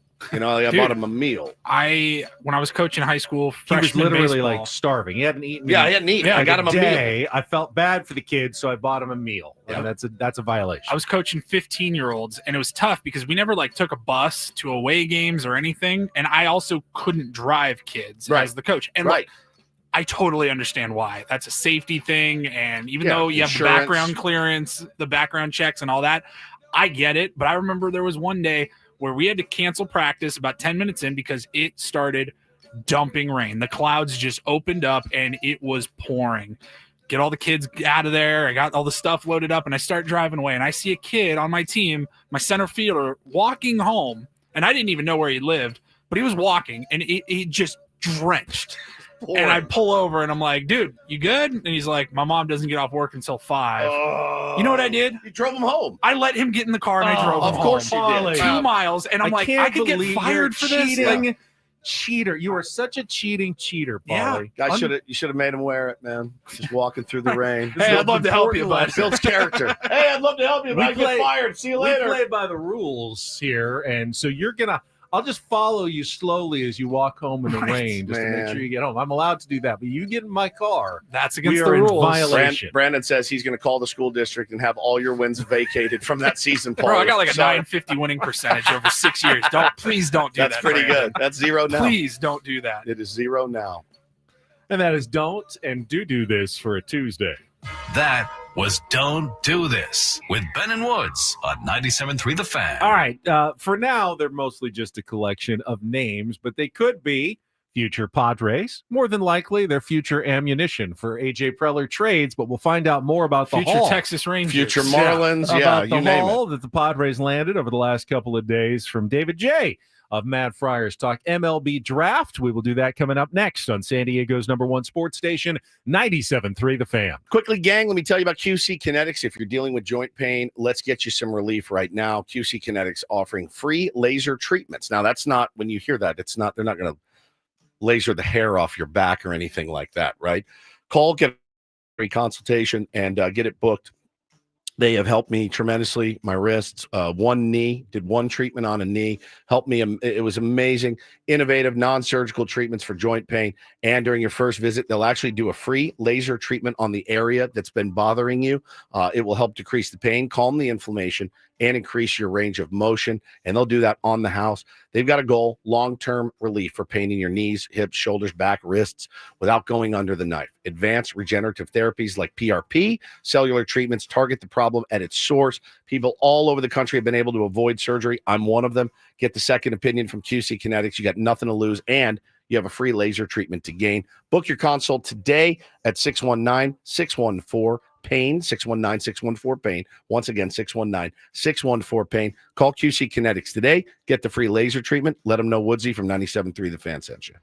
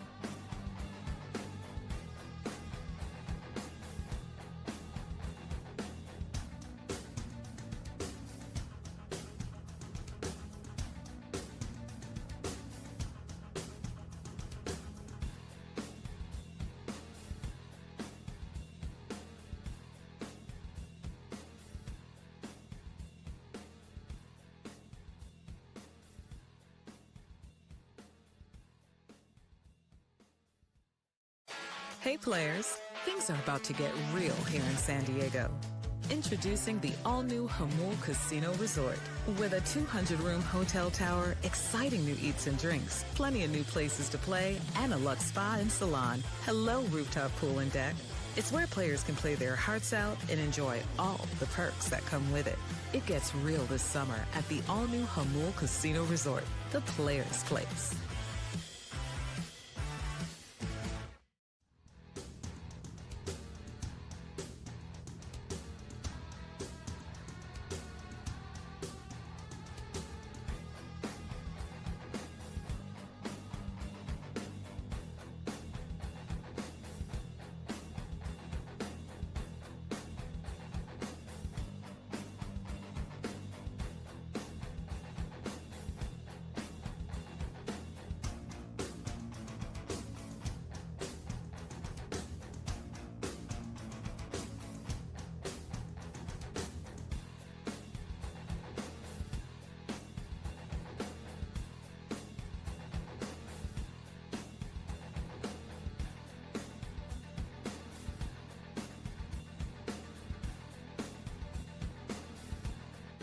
You mention Conor McGregor and Don't Do This. You don't send unsolicited pictures of your giant wiener.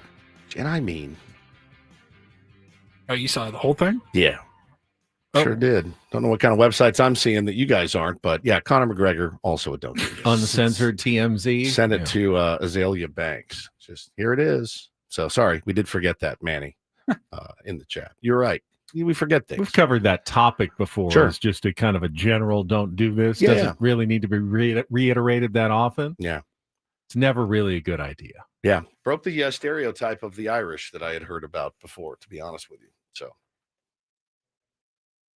All right. We're going to talk to David J. I heard Paulie's got the phone over there. He got me Getting the our other next day when guest you were going. out, too, and I just completely bricked. I'm not good at... I go, what? Are we ready? I Paulie, are we ready? was listening Paulie? to that. Oh, my God. I was terrible. I'm sorry. As he was trying to line up It was Mysterio somebody for the interview. Oh, yeah. And you were in the middle of a segment, and Paulie was trying to get Ray on the line, and Woodsy's just... I'm the I worst. told deer him in headlights. beforehand. Are we ready? Are we good? Is Are we it we good? on? And I'm I thinking said, to myself hey. as I'm listening to this in the car, driving on my vacation, going, can't he just pretend No. like he's alone and talking for a couple of minutes I can't and do it. then Like 30 smoothly seconds. introduce our next guest, Rey Mysterio? But it was so painfully awkward to listen to you try to get to the start of that interview. I'm aware. By the way, the interview was great. I thought you he was only had awesome. 5 minutes, and you connected with him right away, talking about the Von Erichs. Yeah. The interview was Thank you. terrific. Thank I was you. glad. I was almost glad I wasn't there because you did such a good job.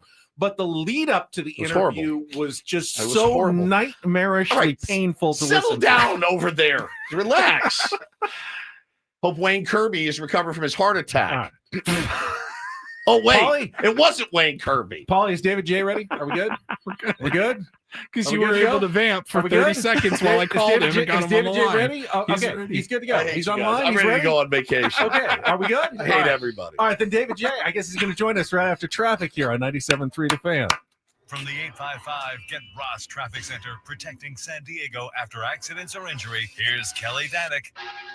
Traffic is brought to you by the Oceanside Police Department, now hiring public safety dispatchers. Hasn't been too bad of a ride this morning, guys. Folks are doing a good job of staying out of trouble. A little debris across lanes, westbound King Freeway, right around Kelton. The Oceanside Police Department is hiring public safety dispatchers. Earn up to $87,000 a year. Lateral bonuses up to $11,000. 12-hour shifts, 3-day work weeks, paid holidays, benefits, and retirement. Where do I sign up? Well, here it is. Apply at joinopd.net. I'm Kelly Danick with Ben & Wood, San Diego's #1 sports station, 97.3 The Fan. All right, joining us right now because Paulie He's got ready. him on the line and got him ready. Ready, Woods. David J. from Mad Friars, always in our I hate chat you guys. every day. Great contributor to the program. And now we get to talk about the MLB draft in the Padres Hall. Good morning, David. Hey, good morning. It's good to talk to you guys. And Ben, good for you for giving it back to Woodsy after his intro of Darnay Trip yesterday. So no. I think that all works out. the handsome, He's very talented, handsome, very talented, excellent tweeter, all of I'd it. be more mad if it wasn't all true. I know. Darnay and Woods, anybody? Darnay and Woods. Very smooth. He's Yeah. very talented. He's very handsome. I do get it. So who are the smoothest, most talented, most handsome Padres draft picks, David? Man, you are the king of the pivot, aren't He you? is, dude. So I mean, the MLB draft is certainly unlike the NFL and NBA draft in a whole lot of ways. So just a little trivia for you both, or for all three of you, as we go into this conversation. Go back 2014, right? So we'll go to guys who've had 10 full years since they were drafted. How many players out of the 2014 draft total have 10 career WAR or more? God, 4. 6. So the total across all of MLB is 15, and that goes back to a time when they were drafting about 1,200 players. Wow. each year. Oh, that's true. Yeah, the Wow. percentage is very, very small. Not just the first round picks, but just the entire draft wise. I mean, it's a crapshoot most of the time, but one that AJ Preller and Chris Kemp do pretty good job at, David. Yeah, exactly. And one of the things that they've always focused on, and they did again this year, is really maximizing the upside talent that they can get. And the draft in baseball is really constrained by the money that teams can spend on it, right? They have an overall limit that they can spend that's based on where they're picking and how many picks they have. And the Padres went into this year's draft with the third smallest pool of any team in baseball. You know, they gave up their second round pick to sign Nick Pivetta, which is looking like an exceptionally smart decision. Yes. But it definitely handcuffed them some, especially compared to when you go back and look at you know, that amazing 2021 draft class where they had 4 picks in the top 100. This time around, they had the 27th and 99th overall picks. So just really limits a lot. But what they did, which is what they always do, it's what they've done on the international free agency market. It's what they do in the free agent market. You know, when in doubt, bet on the talent you think you've got. And so they went after left-handed high school pitcher named Cruz Schoolcraft, continues the organization's stellar history of drafting guys with great names. You know, Schoolcraft's from up in the Pacific Northwest, 6'8" high school kid. You know, they sort of feel like once they get him into the system and working with their player development group, you know, they expect the fastball to be sitting sort of 95, 97 next year. He's shown a nice slider. He's got a really strong curve. A really strong change. And so, you know, he's the sort of thing when you go to the drawing board, 6'8" lefty with big velocity, easy coordinated athletic movement. That's hard to argue with, and those don't grow on trees, right? So they led the draft with Schoolcraft. He was a kid who was committed to Tennessee. You know, the sort of reporting all around was that he was going to cost a fair amount over what the Padres had in that first round slot to sign. And so, you know, the rest of their draft was really governed by the fact that they chose to invest in Schoolcraft at the top of the class. And, you know, you'll hear lots of people with lots of opinions. You know, I'm going to note that, you know, we obviously, you'll be shocked to know that the Mad Friars travel budget doesn't account for covering many games, high school games in the Pacific Northwest live. In Oregon, right? Yeah, we don't do a whole lot of live. And really, you know, there are 4 or 5 folks in the public space who do exceptional work, you know, getting details on hundreds of draft eligible players each year. And what they do compared to what the Padres or any comparable big league team do is minuscule. I mean, just context-wise, the Padres have 16 area scouts across the country. They've got 4 cross-checkers. They've got another dozen special advisors. By the time they pick Cruz Schoolcraft, I suspect they'd probably had somewhere on the order of 60 to 70 individual reports filed on them. Their data analytics group had gone through, I would imagine, on the order of 50 hours of video. The biometrics guys had worked them over at the combine, at the workout that they ran in the Pacific Northwest. So I think it is safe to say they have more information on Cruz than even the most ardent of fans. And as you said, Ben, they've been really good at it over time, and they deserve the benefit of the doubt to go out and see what happens when he gets into action, which won't happen competitively until next year. Go ahead. Well, I was just going to say one pattern that Cruz Schoolcraft fits. I mean, he fits many patterns. High school, left-handed pitcher, guys that AJ Preller tends to go after early in the draft. But one other thing that a lot of them have in common, David, and I wonder what Woods' thoughts on this is as well. AJ Preller really likes tall pitchers. Sure. He really goes after that, which doesn't necessarily mean an advantage as a Major League Baseball player, but we've seen a bunch of guys that have height. Big that he boys. likes to bring into the organization, David.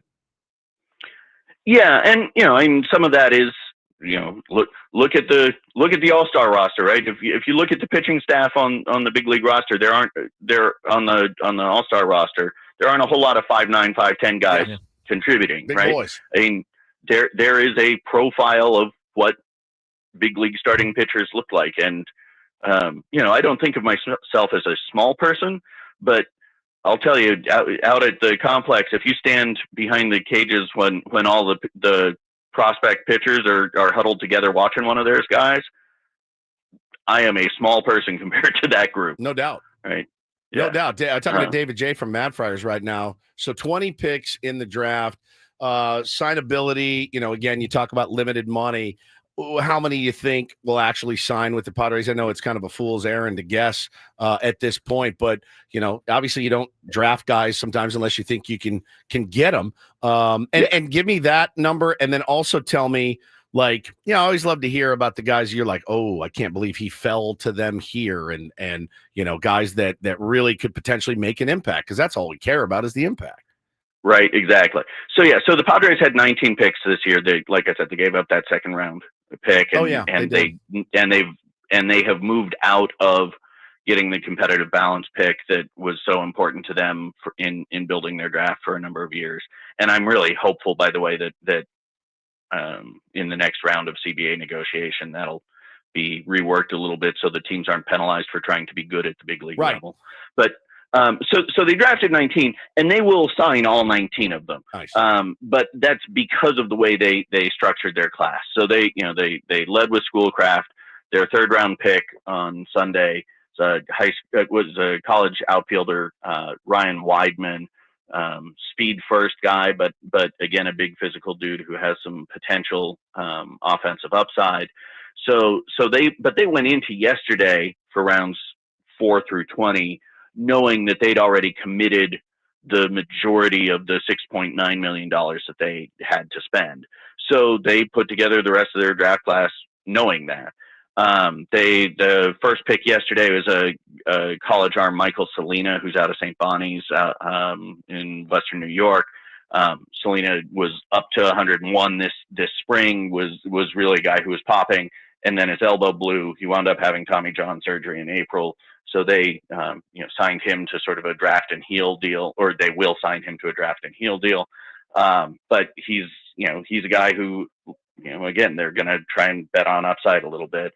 And then really the two big swings that they took, one came in the 5th round when they went over slot for a Florida prep catcher named Ty Harvey, big physical kid. He actually, we have an interview up or a piece up on the site this morning.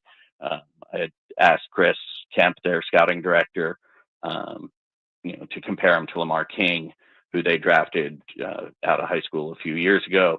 And, he just noted, very similar tool set, but Harvey's probably a little bit more polished. So they took a swing there. And then in round 6 through 10, they took college seniors who were going to sign for 5 figures. It's the second year in a row they've done that. And those aren't chumps, right? Like the first one they signed is, again, stellar name, Carrington Cross. Feels like he should be a leafy suburb of London somewhere. But I'll be there a couple days, Carrington Cross. Yeah, exactly. Yeah. Stop in at the pub. That's right. But he was the Big Ten Player of the Year this year. But he's also a fifth-year senior. He lost year to a medical red shirt, and so he's going to sign for. I would be surprised if he gets even $50,000. So they took that approach in rounds 5 through 10 so that they can squirrel away. I'm guessing by the way they did it, it'll give them about $1.5 million to spread around to Schoolcraft, to Ty, the fifth rounder. Yep. And then in the 11th round, they went back up to the Pacific Northwest. Paulie, they're big on Seattle high school guys, and they drafted a catcher whose name, I swear, his real name is Truett Madonna. Great name, Truett Madonna. Phenomenal. We lose him. Did we lose David J? I lost him. Truett Madonna. It's interesting that both of the big swings on high school guys and the second day are catchers. Yeah, well, when Ethan Salas, is one of your top 2 prospects already in the organization, is that potentially it's not a sign? An indictment? No, it's not. No, that they are willing to trade or may think they are trading Ethan Salas and I don't think so. Reloading the system with catchers. Are those truly just the guys they thought were the best value? I don't feel like AJ ever drafts for need. No, he's trying to find the best players because you don't know what you're going to need in 4 or 5 years when these guys are finally ready.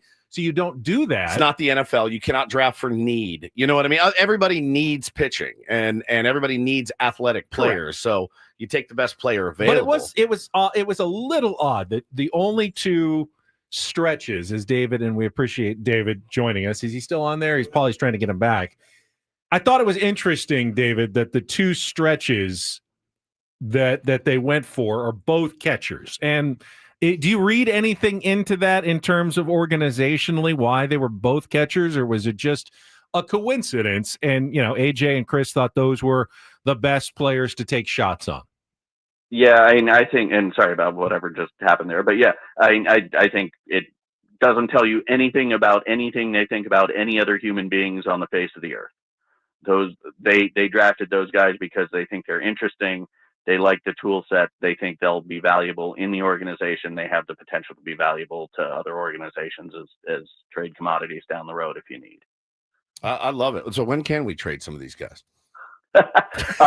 So the rule that governs that is actually called the Trey Turner rule, because you'll recall he was included as a player to be named later when he was traded. It used to be that you had to wait a year to trade them. Now they are eligible to be traded after essentially at the winter meetings. The timeline is such that it lines up to be winter meetings. Got it. Now it's pretty unlikely you'll see any of those guys moved, just because the way the process works. So they have 2 weeks to get everybody signed. Yep. They definitely will sign all these guys, as well as I would suspect on the order of 8 to 10 undrafted free agents. Yep. That's a market where the Padres have actually been pretty effective over time. You've got David Morgan, who's pitching in the big league bullpen, who signed as an undrafted free agent as a pitcher, even though he'd only thrown about 7 collegiate innings total. That's crazy. You've got Braden Nett, who's one of the top pitching prospects in the organization, who had thrown 0 innings beyond high school until the draft league, and he threw like 9 wildly unimpressive innings in the draft league. But they liked his stuff. They signed him as an undrafted free agent, and he's going to be on the 40-man and pitching big league innings next year. David, really appreciate it. Thank you, Good brother. insight from Matt Friars. As always, you can follow up on their website with more on the Padres draft picks. Awesome stuff, David J. Thank you so much. All right, we're going to come back. Third hour of Ben and Woods. It would be so easy to hate Shohei Ohtani, and he keeps doing kind of cool things. This killed me last night. You missed it last night. Damn it. We'll let you know, and more coming up next here on 97.3 The Fan.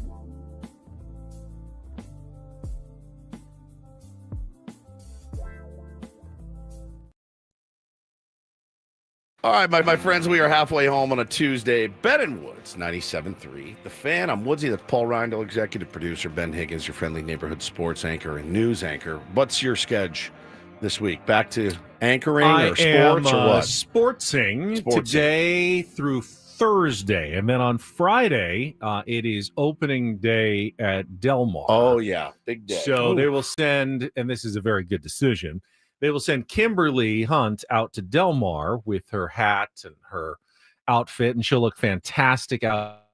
I will stay back and anchor from the studio and do kind of the nuts and bolts of the anchoring so she can focus on being out there with the pomp and circumstances of opening day at the races. Probably no offense.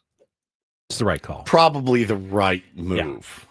Yeah. You don't strike me as the type to be out there in fancy.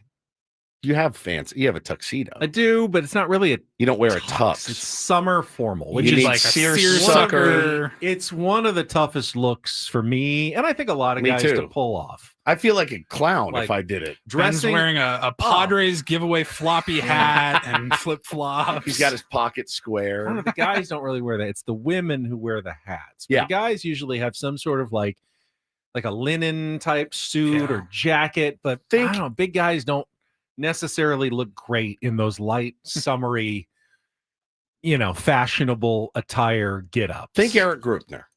Yeah, he can pull that off. He could pull it off in a heart. They pulls it off every single day. They should send him. He looks like he's going to opening day of almost every time I see him. Almost every day. Yeah, he's upgraded. He had that one the first couple of years. He had that one blazer that he repped, and now he's expanded the wardrobe. I mean, if we did a handsome CEO contest, I think he wins it going away. I don't know many other ones, but I think he probably is the one that gets it. He looks like he belongs. Well groomed. I would love I wish I was more well. I would love to get like a rundown of Eric Grupner's grooming regimen. Yeah, because the beard trimming alone feels elite. Like there's got to be some work that goes into that. There are people that wake up and they just look like that, and I put in the effort to like what product does he use? Right. Skin looks nice. Mm-hmm. Yeah. Workout. I mean, clearly the guy works out, sure, but he's also very busy. I mean, where does he have the time to find so many events that they do all year long? I mean, he's at pretty much every Petco party, the concert, shows, games. He's there all the time. Got to travel in your job as CEO to no doubt other cities and meetings with other executives around baseball. Just busy, but always looks very put together. It's hard to do, especially when you're traveling and on the move a bunch. Very impressive. Yeah, very, very. So that's your schedule, right? I'm leaving tomorrow at like 5:30, I think. So I'll do the show tomorrow. Right. I should be totally checked in, totally, just ready to go ahead of your international jaunt. Yeah. International jaunt. I realized, I've got my passport. The passport is so, it's nerve-wracking to keep track of it because it's big, right? It's not a license you can just slide in your wallet and you put your wallet in your back pocket. You have your wallet and then you have your passport. I've almost misplaced it. Don't they have 50 times. Passport wallets? They're kind of leather cases. Oh, they're like bigger? But I thought they have passport like cards now. Oh no, I still have the old. No, school. I know. I have the book too. The book. I think you can get like a passport. It looks like a driver's license size. Yeah, it's like a passport card. I'm not positive though on that. They do have the ones that like hang around your neck. You put your passport in, but I don't really want that either. James Bond never had his passport never had an issue around his neck. No, he put it in his inside pocket with his money clip. Are you going to be wearing a nice jacket Velcro for your travel thing that straps around so nobody steals anything from you? Yeah, you're traveling on British Airways. Correct. Correct. That's a little fancier, I believe. Yep. The Brits are known for doing things a little nicer than us, Americans. Yeah, fine by me. They look down their noses at us, but you should take advantage of that. They probably dress a little nicer for travel. I told my wife I was going to actually try to dress nice for the trip, and she looked at me like, why? I said, well, that's kind of how I was raised. I'm sure you were too. When you traveled when you were a kid, your parents would make you put on khakis and stuff? Because I know I always had to like tucked in polo shirt. Everyone kind of did. I mean, you saw Mad Men and how everyone everyone dressed up for travel. It was an experience like going out. Now it's a cattle call for most airlines, but you're going first class British Airways. I would think most of the people sitting in your section will be suited. Oh, I would think suited. Yeah, I would from think San Diego to London. Certainly, they will all I be don't know wearing at about least suited. sport coats. You're on the plane. joking. No. I think so. We're talking Brits going home. Do you know how They're many? dressed nicely? We'll have to pull up the seat map, see how many first class seats there are available. Because I'm guessing more than half will be not in suits. I was gonna wear like pants. You can wear cozy, like athleisure and still athleisure. look. You don't have to. They're not going to be baggy sweats and a stained T-shirt or something. Like Bring a you sport can- coat with you. I'm not bringing Yeah. a sport bring a coat. sport- don't So listen then to you can him. slip your passport in it. It's perfect. Absolutely. Me sitting there, 12-hour Well, they'll flight to take London. it from you and hang it in a nice Oh. jacket And I'll closet forget on it. the airplane. And I'll forget my No, passport because you're in I don't first even- class. They will make sure you don't forget anything. I don't sir. own a sport coat. I do not own one. I There'll have be suits. I'm sure you'll get a welcome cocktail or drink as you get on the Oh, plane. believe it. Hot towel. Paul even got a hot towel when he was sitting Damn in right first I did. class. Like I said, I felt like Tier Adam Sandler in one the Wedding Brian Singer. and give up his first class seat for you. Rod said I should wear a monocle. You should. Yes, I should put a monocle in. Hello, everybody. I'm here. Mr. Monopoly. How about a You grow tuxedo, the yeah. Monopoly beard between now and tomorrow night. Just wear a monocle. I'm wearing a shirt and joggers and tennis shoes. Yes, please. Yes. I'm not wearing a sport coat. Now, remember the language differences as well. When Yes. you get on the plane and you feel like maybe like a snack and you want like a bag of chips, what do you ask for? Crisps. Crisps. Yes. Very good. Crisps. I'll take some crisps. And if you would like maybe it's dessert, you're feeling like maybe a cookie, what do you ask for? A biscuit? A biscuit. A biscuit is what man. you're looking for. I'm gonna just drink like 3 or 4 drinks, pass out. Hopefully, I wake up in London. That's the plan. I got a couple books that I've been sitting on to get me through. I've got a couple. I need to download some stuff. For the iPad. I'm sure there's entertainment on board.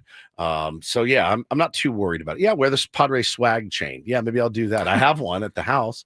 But yeah, man, the international. I feel so fancy flying internationally. Excited. You have to go through customs. No idea declare what you're that. bringing. No idea what that means. It's just- I've done it. And I still don't have any idea what that means. So I'll walk up to the window. I think I have to fill something out on board too. I remember. So. Hannah They'll did hand it out for when us. you're about an hour away from the from landing. Anything you need to declare. I declare bankruptcy. What do I declare? That I'm something that I'm bringing over. Right. Anything valuable? I think there's like a certain minimum. If you have anything worth over a certain amount of money that you need, or any cash that you need to. Do I declare the that you're cash in bringing? my wallet? There'll be specific instructions for you on the form as to what needs to be declared. Okay. And then when I get there, somebody just said in the chat, "Hey man, be careful with your wallet in your back pocket." Had a friend pickpocketed over in England. I'm like, oh, great. I do have my. They do that here too. They do that here. Yeah, I do have my man purse that is the shoulder bag? belt bag. You wear it across so no one can just rip. Should I do that, or should I just wear a backpack when I'm there? I think I'm just gonna wear a backpack. Backpack's fine. Yeah. All right. I feel much. I mean, better. once you're out in the countryside, Manchester, countryside. Well, not the countryside, that like be outside of London. Well, this Manchester's a huge city. But it's a working class town. It's a huge You're not. city. London is different. Yeah, it London's is. the More hoity-toity. where the royalty, the lords and the ladies live in London. That's true. Manchester's a little more of Do I need down to earth England. Do I need to convert my cash into pounds, or should I just do everything on debit or credit? Credit. I think you can probably just They tap probably your just can card. use your cards most places. All yeah. right. Because I was like, do I need But to go to I an don't think they'll exchange? take. I don't think they'll take U.S. dollars. So No. don't bring a bunch of dollars, or you will need to convert them to pounds. All right. How did the pen? What's a pence? It's like coins. How much are they worth? Fraction of a pound. No idea how this is going to work. But I'm just don't going to use really my know. card for everything. Probably. Yeah, that's what I'm going to do. Everything You're will- going to come home and be like, apparently I spent $30,000 and I have no idea what the It'll conversion look a rate little was. cheaper because pounds are worth more than dollars. So you'll go, oh, that's not that much. But then when they convert it back to dollars, you'll realize you're actually paying quite a bit for everything. Ray just said, make sure to let your bank know. You'd be surprised to know, Ray. I called my bank yesterday. and was going to let them know. What are you calling for? Please say what you're calling for. Traveling internationally. They came back and they said, recording, you don't have to do that anymore. We'll be monitoring your accounts. If anything looks funky, we'll send you a text. Trip. I even if I'm going to like too. Vegas or spring training or whatever, I always reach out to the bank and just let them know, because it's happened before. Day one of a trip outside of San Diego County. Yeah, you get banged. And they suspect fraud. And they go, "Oh, was this you?" And I'm like, I can't afford to have this card shut down while I'm on vacation or whatever. It's just, it's a headache, and it's easily worth the less than 5 minutes it takes to get online with the bank and just let them know. I did that. I got my converters because they use different outlets. So I got a bunch of converters. So I should be good to go. I don't think I need anything. So yeah, I'll get a little bit of cash when I'm there, as David says, cover you for small things you can't use your card for. Well, here's a story. Manny McNuggets in the chat says, I got robbed/stabbed and my watch stolen in London last year. That could easily happen here. Easily. Is this like a Tommy Pham experience? Yeah, was he wearing a sport coat though? That's what Lisa wants to know. How much is this? £4? I don't know what a quid is. I don't know what a pound is, a pence, but I'll figure it out, man. I'm really excited to get over there. I'm just ready to go.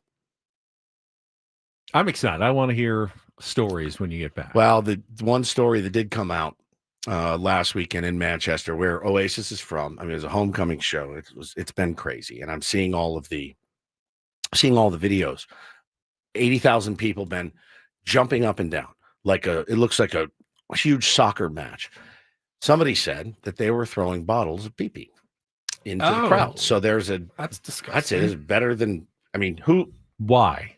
I don't know, but who out of all the 80,000 people, who's it going to happen to? Well, no, hold on. I'm going to get hit with a bottle of pee-pee. I mean, I saw the picture of the venue. It's big. It's a large open area. Yeah, park. Looks like Woodstock. 80,000 people. 80,000 But these tickets are not cheap. I mean, there's millions of people who want to go to these shows. Correct. And they spend a lot of money to get there. Who is it that decides beforehand, before they've started drinking, a drunken hooligan, that they decide, I'm going to bring this with me? Cups. So it was cups of they. So they were there. Then they got drunk. Then they had to go. If I get hit with someone's urine, and then they were just so in the mood and excited and wanted to throw something, and that's all they had. I'm not coming home. Where's Woods? He's in prison in Manchester. Well, the Oceanside DMV was a good warm up. It really was. This weekend. Somebody said that's why you wear a bucket hat. Oh my God. I do not want to be covered in anyone's urine. I may just end up standing way at the back and say, hey, I was here, take a selfie, call it a day. But yeah, the anxiety is a little bit spiked because it's 80,000 people all trying to get to and fro the same place, and they're nuts. They are nuts. Yeah, you can't go the old, you know what? I'm just going to be casual. I'm not going to get in crowds or anything. You're going to have to. You're going to have to mingle with everybody. You have no choice, which is fine. But yeah, maybe I will wear a poncho. I know this is where your propensity to be unbelievably early may help you out here. Doors are open at 3. I will be there at 3. Trying to get a spot, but man, you'll be there at 1. Yeah, I'll be there at 1, waiting to get in line at 3. But yeah, man, it's gonna be a fun one. I can't wait to come back, tell you guys all the stories, and hopefully it goes smoothly and I don't get any pee-pee on me. That would be bad. I wouldn't want that. Not unless I ask for it, and I won't. Okay. Not from an English hooligan. Absolutely not. Not just randomly flying through the air. Oh, what is that? Is that water? Nope, that's not water. I don't want that. But I won't be wearing a sport coat. For the record. Not for the show, but on the flight. You absolutely not. Absolutely not. It's not happening. I want to be comfortable on a 12-hour flight. Again, you can have them take it for you as you get on the flight. And then I'm sitting in what? Then you're in a dress shirt tucked into slacks with a belt. Just, look sharp. I'm not going to wear sweatpants and a sport coat. Wear joggers and a clean nice shirt. Black t-shirt. Yes. Okay, that's maybe a sweatshirt in case I get chilly. Yeah. All right, cool. That's what I'm gonna do. Sweatshirt's always the move on the plane. It's less to pack. I'm gonna get a poncho, I think, because I don't want to get covered in pee, and I just know it's gonna happen. Is it gonna any chance of rain during your trip? Yeah, it's gonna rain the day I get there, and then it's supposed to be pretty nice. Oh, good. Yeah, So we'll see. I heard it can change at the drop. Also, it's light there till about 10 o'clock at night. So I'm going to be like that Robin Williams movie when he's in Alaska and the sun never sets. It's just bright all the time. They were coming on stage. Their set time is 8:30 or 9 or whatever. And they're walking out and it's bright. It looks like the middle of the day because it's, obviously up the north. Like sun sets at like 10 p.m. And so that's the other thing I'm going to have to deal with there. But I'm super, super stoked. Should be a fun one. All right, we still have a couple of days of Woods left, which means a couple of more chances to take on Woods and qualify for our grand prize trip to Las Vegas. If you'd like to be our contestant for a musical trivia challenge, it is coming up next. You can call in right now at 833-288-0973, 833-288-0973. Take on Woods in our next segment, and then we'll get back to some more Padres All-Star Shohei Ohtani, Robert Suarez talk coming up on San Diego's #1 sports station, 97.3 The Fan. First, though, very thankful for sdfatloss.com. My dad said he's going to start the program as well. We kind of all need to. Ate a lot over this weekend on vacation. Did add a couple of pounds. I got on the scale this morning. I gained about 2.5 pounds, which is fine because I know that I can jump right kind of back on with the tips, the techniques that I learned from my counselor at sdfatloss.com a couple of years ago. Be good for a couple of weeks. That weight's going to come back off fairly easily now because I've really changed my approach to food. And I thank sdfatloss.com for helping me change that approach. I lost 40 pounds in 60 days. You can expect about the same pound of fat per day, 10 to 20% of your body weight in just 60 days when you sign up for the program. And when you sign up right now, take advantage of the sdfatloss.com summer special. Get $200 off. And you're not like paying extra. You don't have to buy any food. You don't have to buy any shakes. You don't buy injections. Those are expensive, by the way. And when you stop taking them, the weight comes back on. This is sustainable weight loss with no exercise required either. Find out how it can work for you. Set up a free consultation online at sdfatloss.com. They'll navigate you through the summer schedule, your barbecues and everything, and still lose tons of weight. Even while you travel, you can do it by going to sdfatloss.com. That's sdfatloss.com. Results may vary.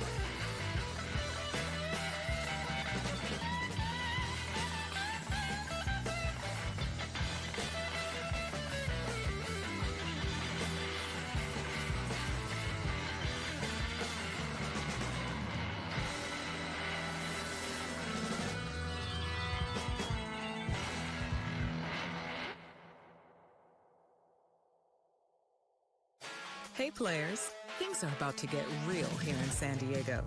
Introducing the all-new Jamul Casino Resort. With a 200-room hotel tower, exciting new eats and drinks, plenty of new places to play, and a luxe spa and salon. Hello, rooftop pool and deck.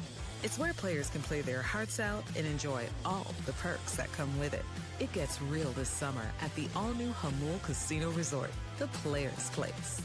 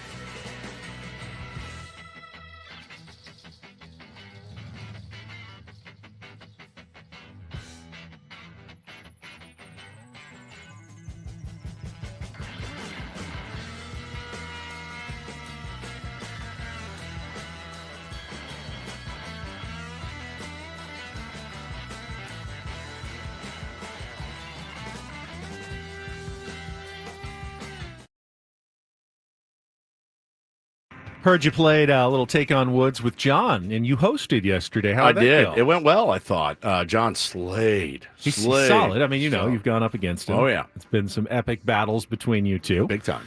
Glad you were able to at least play a game while I was gone, and we got a contestant on the line. So let's get back to traditional format. It is time to Take on Woods.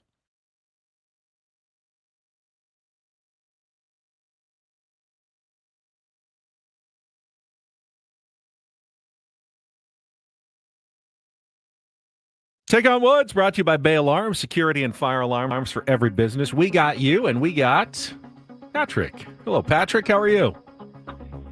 Good morning. Doing great. Good. All right, ready to play our game and a chance to qualify for our grand prize drawing here in July. A 2-night stay at Park MGM Las Vegas. 2 tickets to Motley Crue on September 19th and a $100 gas card. Get your tickets to Motley Crue at Ticketmaster.com. Their act going on September 12th through October 3rd. Now, I've added a couple of new categories since I was gone yesterday. So here are your choices. We've got In the Mood, song titles that begin with the words in the.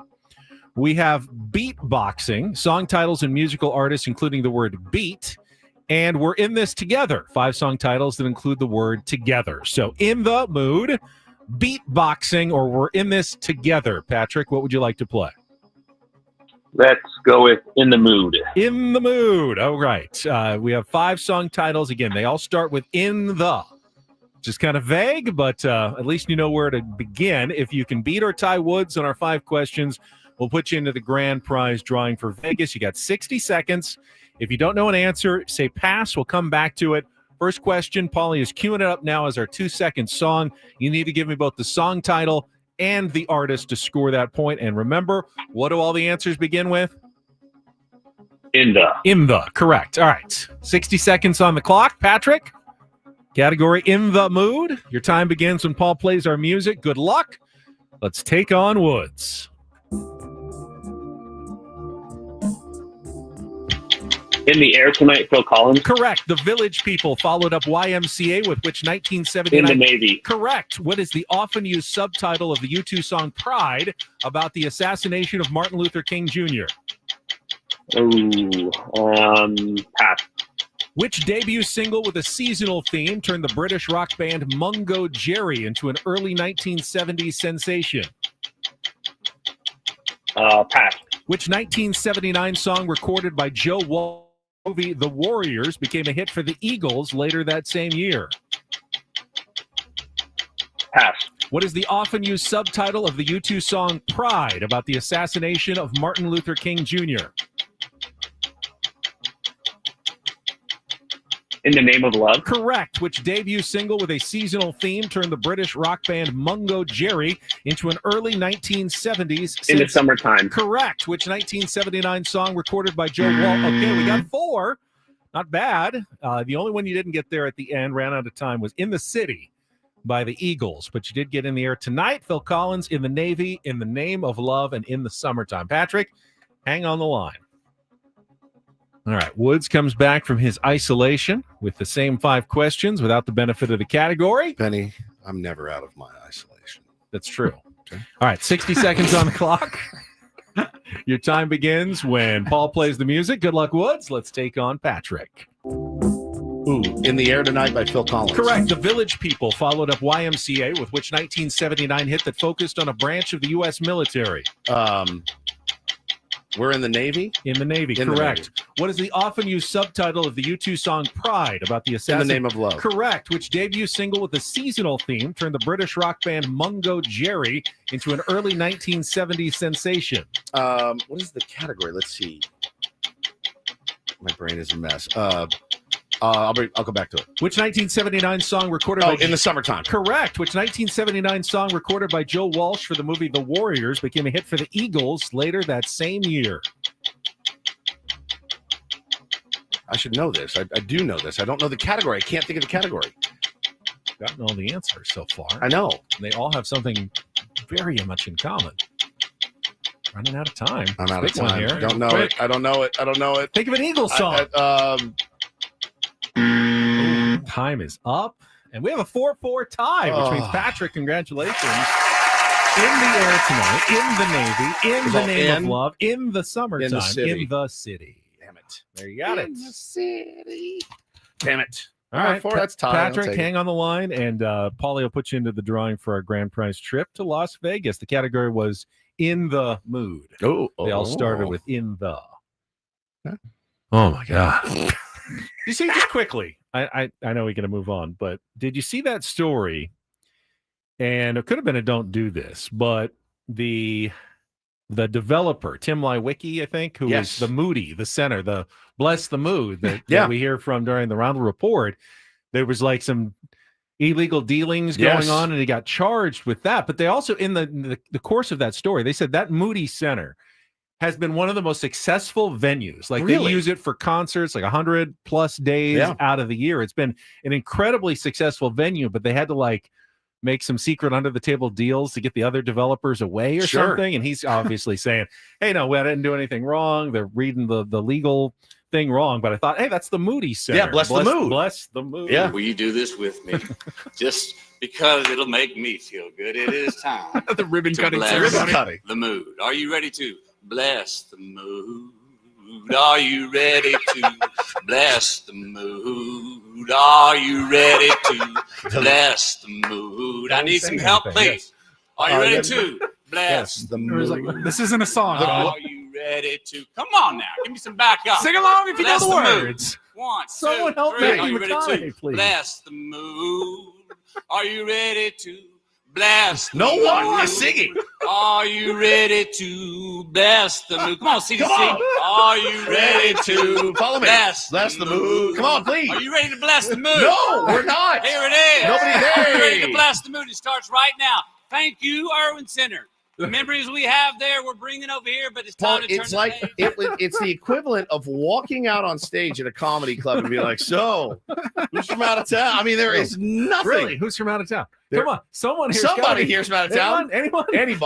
Anybody? Take my wife, please. Like it is Forgot how it's a bomb. amazing that clip is. Like he's made some bad movies in his run. Nothing is as bad as that. That's the most embarrassing moment of his the guy career. is Mr. UT Austin. Yes. and he's there for the ribbon Presumably cutting all ceremony. UT like alums and donors not a and single students in person the audience can and follow him. Yeah, they're 'cause just staring at him like he's crazy. if he said, "All right, let's do the eyes of Texas," everyone would have sang along. No one knows "Bless the Mood" because you made it up in a split second, and no one knows it. No, what? What do you want me to? What are we supposed to do here? It was incredible. Back up. Bless the mood. 1, 2, 3. Are you ready to bless the mood? Countdown's not going to help. Are you ready to bless the mood? I want you to sing with me. Are you ready to bless the mood? Come on, CDC. Come on, sing Are it. you ready? Everyone's like, this is the worst song of all time. So good. And when he gets off stage, his wife's like, "Are you out of your mind? What were you even doing? How high are you?" Does right he walk now?" immediately off stage? That didn't go as That planned. didn't go like a thought. That did not go like a thought. I had a vision, and By the way, it just didn't that happen. Mungo Jerry song is one of the worst of all time. Is that the one that in the Summertime summertime? when the weather's Mungo Jerry, by the way. All right. What are you going to call yourself? I'm going to go with Mungo Jerry. Are you sure? Just not Jerry or Mungo? It's a Even. band. No, I no, both. guess. I don't know. Mungo Jerry. Thought it I think was that a was his person. name, I wasn't thought it? it was a person, but it was a band. I have no idea. That's phenomenal. All right, we'll Man. come back. It's a terrible song. All-Star Game festivities over. The game is tonight, and we'll be getting a sneak preview of what baseball could look like starting in 2026. That and more coming up next on San Diego's #1 sports station, 97.3 The Fan. But first, my friends, if you're feeling a little bit underwater financially, wanted to let you know if you're a homeowner, there is help available for you. Of course, talking about Loan Pronto, all the great work that they do. If you're struggling with high interest debt, pay it all off in days with their rapid equity loan. You can get cash out now without touching your low rate first mortgage, no appraisals, no waiting, no BS. The rapid equity loan program at Loan Pronto is incredible. One Loan Pronto client got $300,000 approved in under 24 hours, paid off debt, renovated their kitchen, cut their monthly expenses by $1,800. That is a big sigh of relief. Instant approvals, low rates, no hard credit pull. That equity is yours. Use it to get cash out to consolidate your debt down to one easy low monthly payment. Call Loan Pronto now for a free instant appraisal for your home. See how much cash you can get today. Call now, get the conversation started. 619-207-4336. Customer service off the charts when you call. LoanPronto.com, 619-207-4336. Get debt relief now at LoanPronto.com. Equal housing lender, NMLS 1661781 on approved credit, NMLSconsumeraccess.org.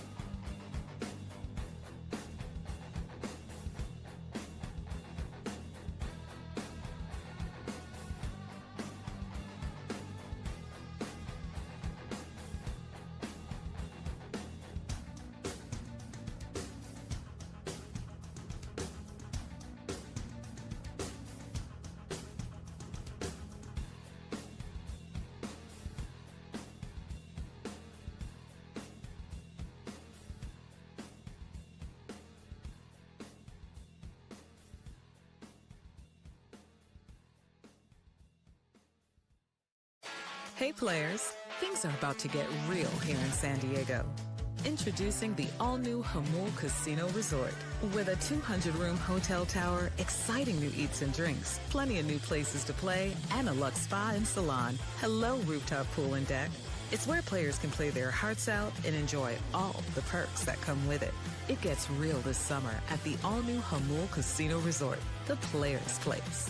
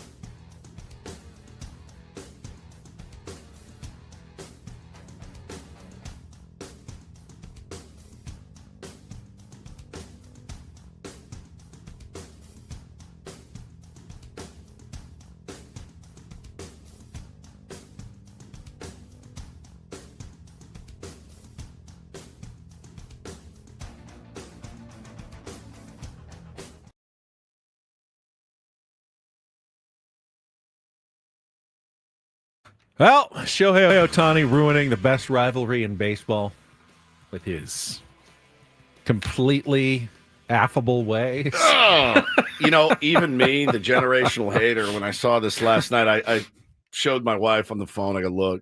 She goes, oh, that sucks. I go, yeah, that sucks. You don't want to like the guy, and I don't. But I thought that was a pretty funny display last night at the All-Star game. If you don't know what we're talking about, guys are just kind of standing around, and it's pretty obvious, by the way, in case anyone thinks this was some ploy for attention.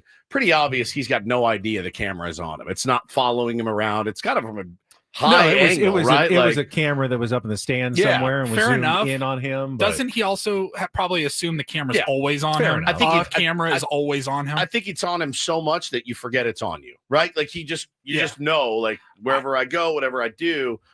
But the what he did was he was walking up and Robert Suarez, a couple other guys are hanging around kind of by the dugout, and he sees Suarez and he immediately reaches for his like under his arm. He goes, oh, like it hurts. You hit me so hard. And he's laughing. And then Suarez is even like, starts to laugh. They bro hug it up. And I'm like, you son of a, I was like, man, that was really fun and affable from Shohei Ohtani. Very disarming. Yes. Just like he did when he got hit. He waved the guys back. He went over to our dugout and was like, hey, how's everybody doing? Like, all right, fine. That's the most Dodger loving you'll ever hear from me. That's it. But he knows ball. Like as Matt says, he knows ball. And I loved that. I had two guys that he knows damn well he got hit on purpose, and he knows damn well why it had to happen. And that's it, man. That's that game. That's the beauty of that game. He feels a little bad that Robert Suarez had to serve a suspension. 100%. He probably does. He felt awkward going up to him like, you had to serve a suspension for that. And I totally understood why. Great banter. I needed to get hit there. It's like, let me make this funny. I love it. I thought it was great. And good for the game. Now, again, I saw a lot of there was a lot of deferment yesterday from our Padres to The Los Angeles There Dodgers. was. Manny had some comments about Clayton Kershaw and what it was like to play with him for a short time. And Manny's faced him a million times too. Knows how difficult he's been. Tatis, who's the best player in the game, and he goes, "Oh God, you guys." Seems like an obvious answer. Yep. I don't want to say it because he's a rival, but it's number 17 in blue. I mean, you can't deny it. I mean, you are. If you have to pick one player, who do you think is the best player in the league right now? I feel like that's a really obvious question. No, but he's my rival. I'm not going to mention his name. You know it already. You know it. 17 for the blue team. 17 for the blue team is amazing. Again, guys, somebody made the really astute point in our chat earlier. Everyone listening, it's a fraternity and we're not in it. At the end of the day, that's absolutely true. And I promise you, Dave Roberts and Manny Machado shared an embrace in the clubhouse. Manny gets why Dave did what he did. We all get upset about it. But at the end of the day, they both played the game. Dave managed his game. I'm sure there's zero hard feelings. They're both grown-ups, and Manny moved on. He's pretty good at that. I did laugh when you interviewed Schilt and said, Dave Roberts didn't ask you to coach alongside him at the All-Star game? He was caught off guard by that one. I got to tell you. He's a little flustered. So I was driving in that morning, and I go, Ben's not going to be here. I go, you know what? I'm just going to do it. I was nervous about doing it to see how he would react. But I said, what are you doing for the break? Because obviously, you didn't get the call from Dave Roberts, and he stopped and he goes, yeah, weird, right? And I started dying laughing. That's not a surprise. When I go, I want to be the manager. I love that answer. Obviously, he wants to get to the World Series and win the National League. And that gets him to be the manager. It's funny that Fernando Tatis Jr., who offered, the respect there to Shohei Ohtani, he received a lot of it as well. Nice piece. Kevin Acee talked to some of the other All-Stars about Fernando Tatis Jr. because there was, people were surprised that Fernando made the All-Star team, given how long he was slumping and his offensive numbers weren't particularly good, especially when the players were doing the voting. But Kevin talked to a number of the guys who were there, and you saw last night during like O'Neal Cruz, when he was up, one of the Dominican players were participating in the home run derby, that Fernando was right in the middle of it. And a lot of them had the same thing to say about, like De La Cruz said, he's one of the best ever since he came in the league. He's still dangerous. Doesn't matter how he's doing at the moment. That's why he's an all-star. But he also went and talked to like non-Dominican players like Andrew Abbott, who also echoed some of the statements as well. He said, the energy and effort that Fernando Tatis Jr. puts out every day. Baseball is more than just how you're doing at the plate over a month or two long period. He's a platinum glove winning outfielder who changes the game with his arm just by being out there. That play that he made was it Friday's game where he short hopped the ball and threw the runner out at second. Yeah, I mean, how incredible. Many guys around baseball can do that? They look at Fernando Tatis Jr. and they go like, he's the best of us. Now, is he hitting like the best possible version of Fernando Tatis Jr. or did he for a long stretch? No. But the other players look at him and go, I can't do what he does. And to the players, that's what makes him an all-star and why he was voted in. And Kevin also pointed out that I guess there's an app or something that the players use to vote. And when they get it, not all of them take it that seriously. Not even every player votes, but they get like a position and they've got to vote for 6 outfielders. And the only stat that's listed, you can go and like scroll and go everyone's stats, but the one that's listed right in front is WAR. And Fernando was like number 2 in outfield WAR because he does with his, stolen bases and his defense and everything else that he does.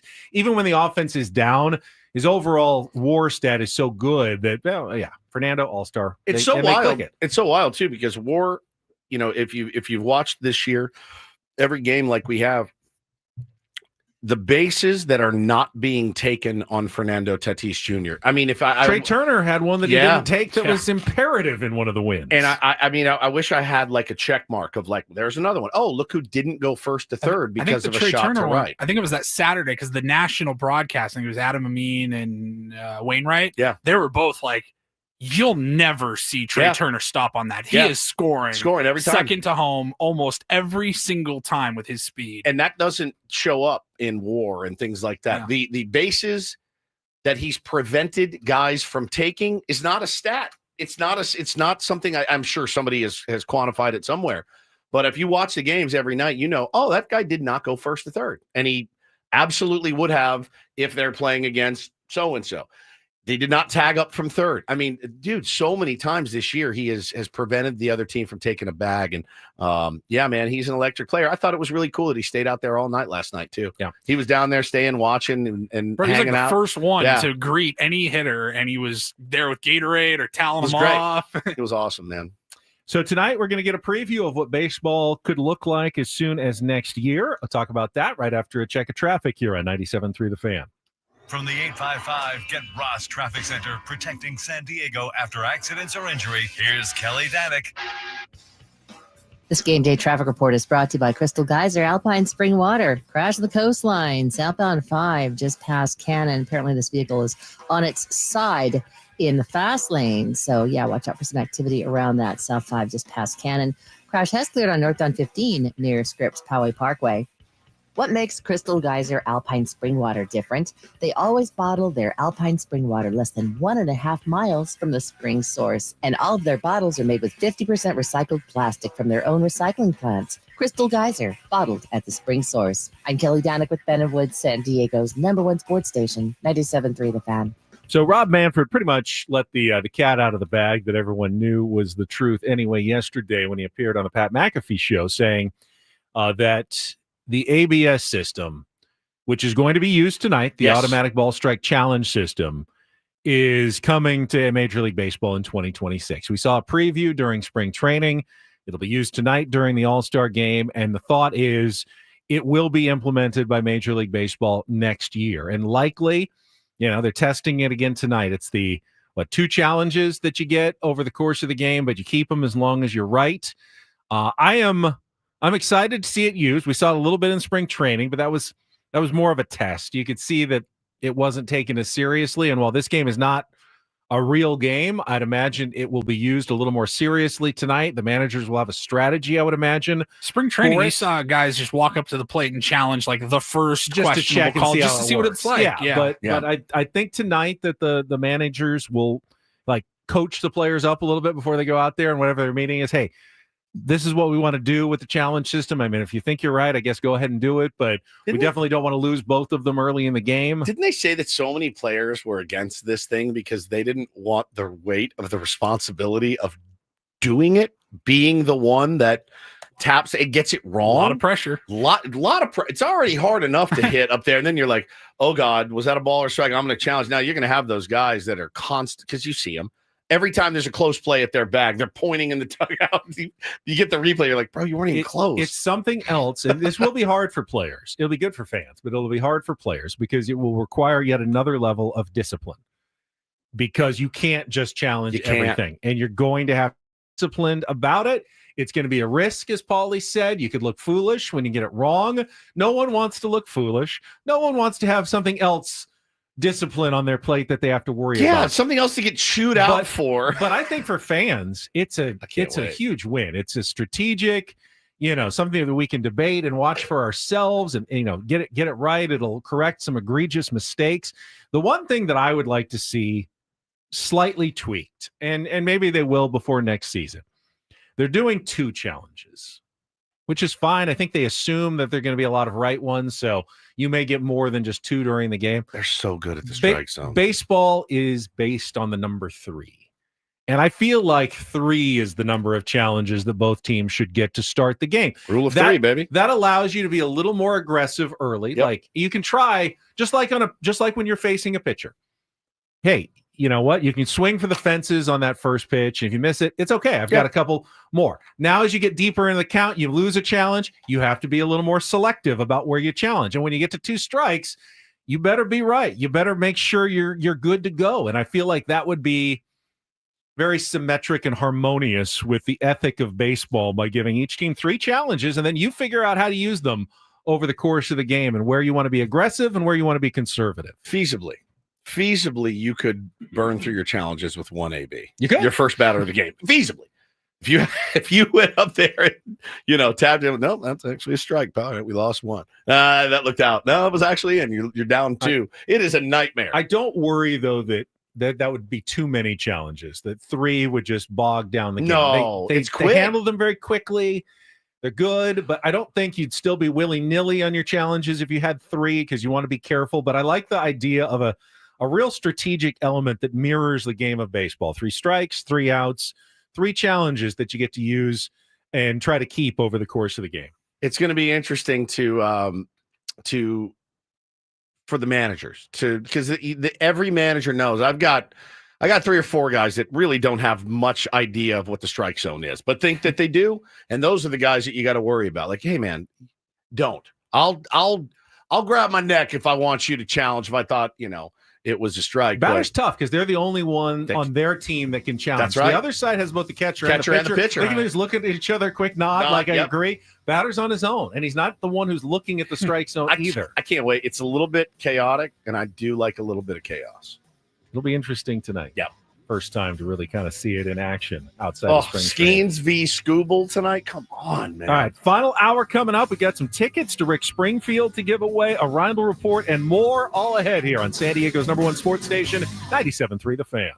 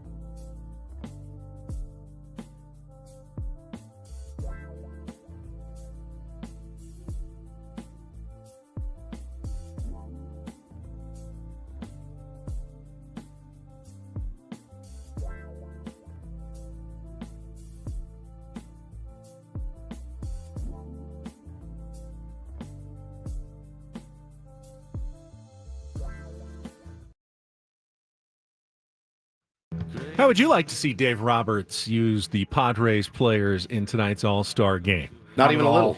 Well, Manny's in the starting lineup, so you know he's going to be out there batting fifth for the National League. Lineup was announced yesterday. So he won't get Scoob. Well, will he?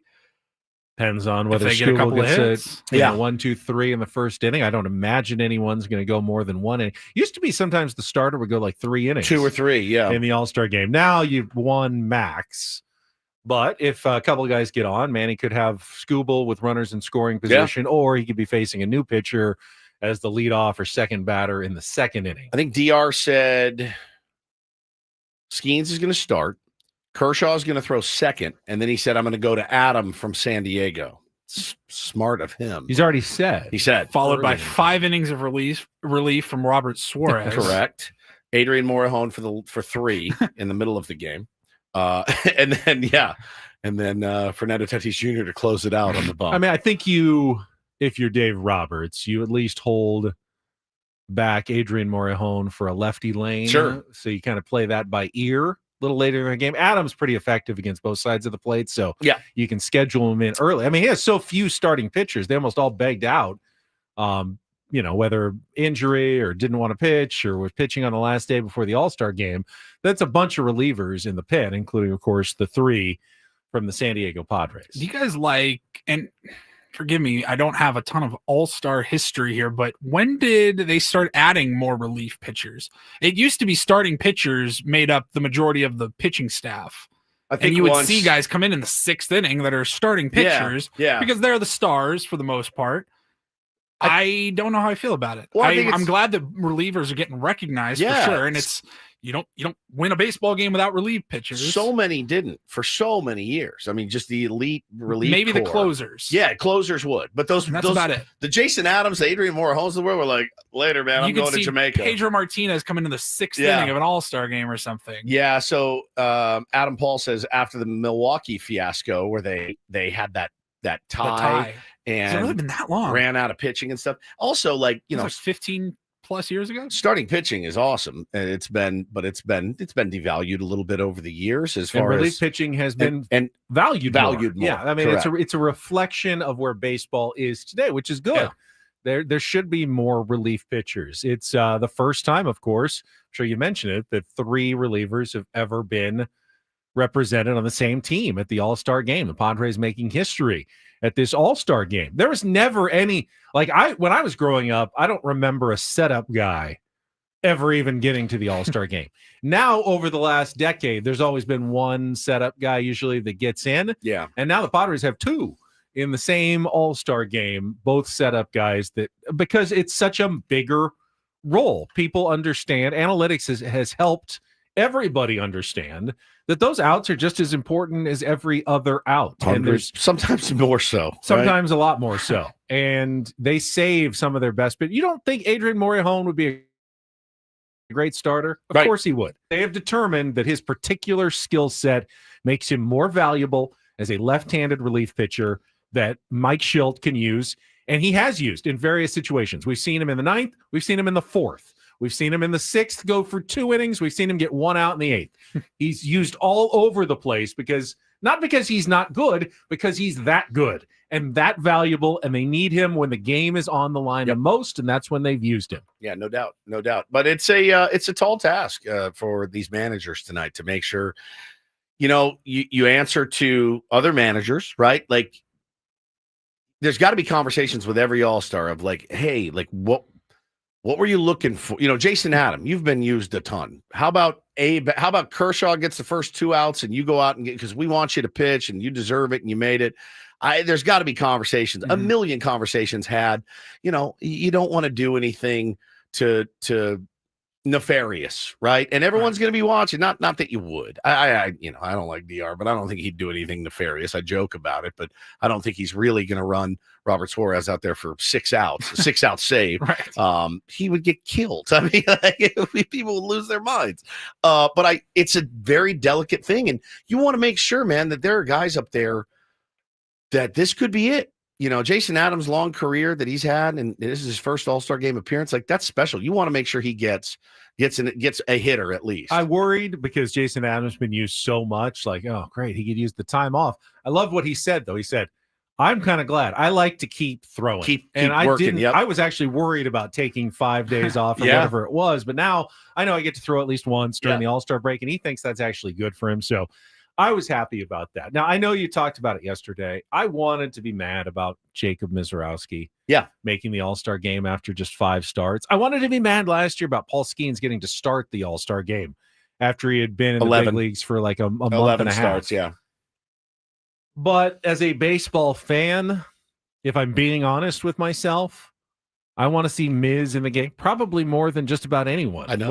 When he's out there tonight. I want to see how he does. I know.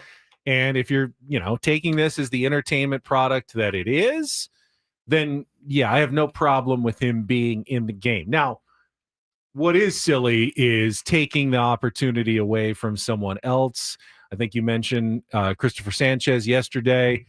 Unbelievable first half. Yeah. Wrapped it up with another. Now, he couldn't have pitched anyway because he pitched on that Sunday. And the Phillies did the right thing by giving him an all-star bonus, even though he didn't technically make the roster. But I understood why Phillies fans were mad, and the Phillies were kind of salty about a kid who had been in the big leagues for 5 minutes, 5 starts, getting to go to this game when they're guys who have worked their whole careers and finally may get an opportunity to go to the All-Star game, get snubbed and passed over for the flavor of the moment. I didn't fully understand their rage because they knew he was pitching on Sunday. Correct. They knew he could not go. He can't go. There's principle there. Nicky P has a legitimate beef, and for all we know, though, Nicky P is one of the 12 guys they called and said, would you like to be? I can't imagine turning it down. He pitched on Sunday. Exactly. They're totally ineligible if they pitch on Sunday. Yeah, so it wouldn't even bother. So that means that the 12 pitchers that they called didn't pitch on Sunday, were available to be All-Stars. That's a bigger concern for me than letting this kid with 5 starts in that has elite stuff. So I don't know who are those. Who got that phone call and said, no, I'm good. I think that it's probably too complicated, but there could be a, reform the way that all-star games are selected. I'm not saying take away the fan vote.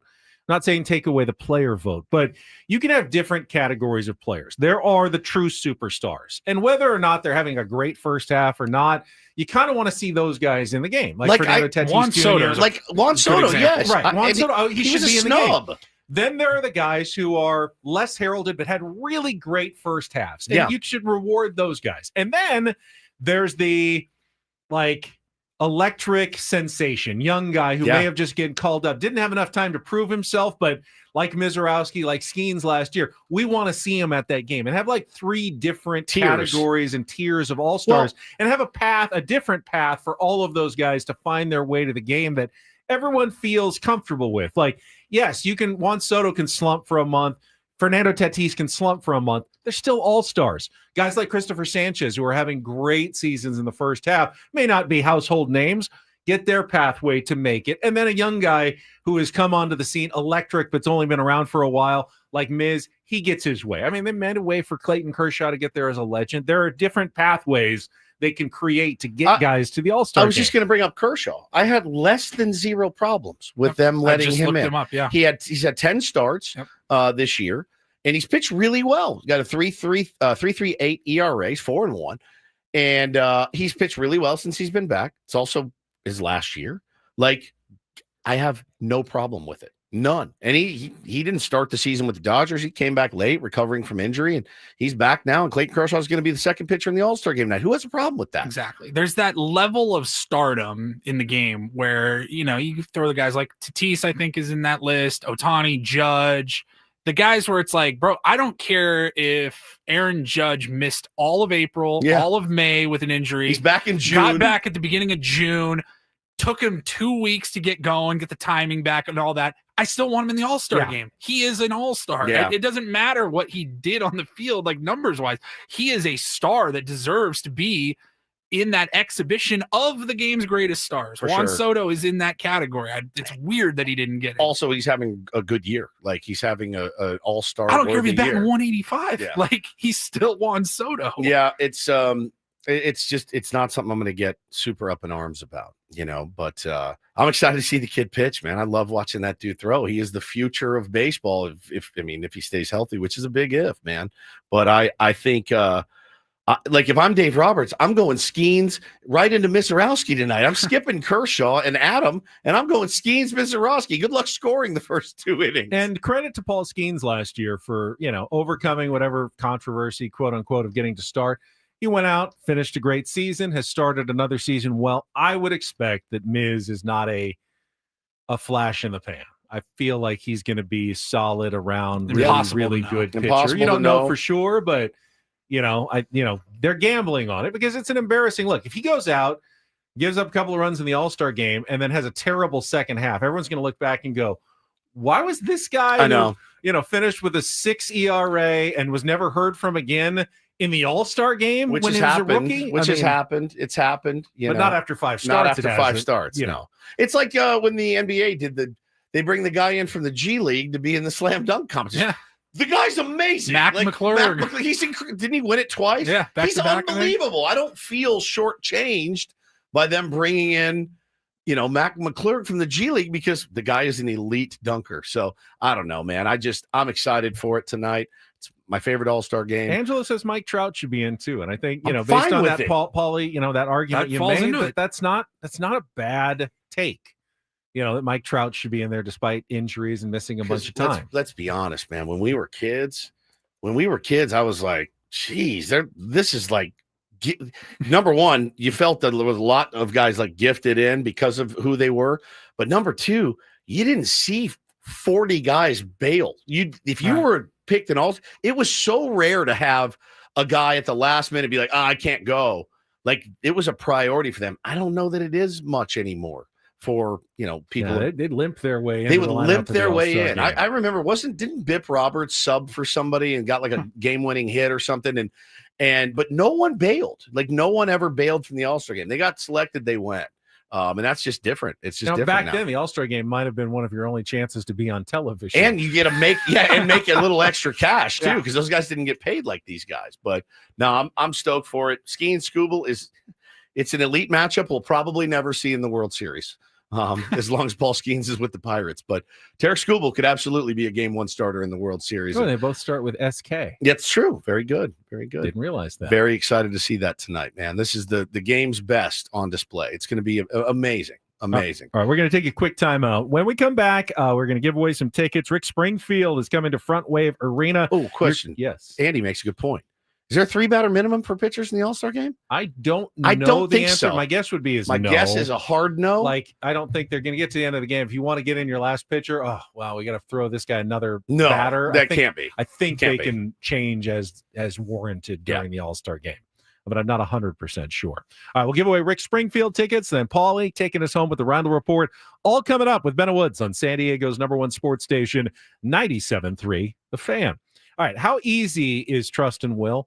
Mr. Over here who can't figure out the DMV, uploading documents, doing anything, somehow figured out how to create his own estate documents by going to trustandwill.com. That's how easy it is. It's literally it's made for morons like me. It's that simple. 30 minutes in and out is all it took. And very simple to do and very important to do. I mean, we don't have to sit here and sell you on why you should get a trust or will for your family. You know the reasons. We all know them. As soon as we have a family, we just put it off and we procrastinate. It's something else I'm very bad at. But check it out for yourself. Go to trustandwill.com. Use the code FAN when you check out FAN, and you'll get 20% off. I would say that my biggest obstacle was the money. I didn't want to go to a lawyer's office and pay billable hours for something that I'm probably not going to need right away. This takes that away. It's very affordable. And again, you get an extra 20% off and free shipping of your documents by using our code FAN. Go to trustandwill.com. Don't put it off today. Avoid probate court by getting the trust at trustandwill.com. That's trustandwill.com.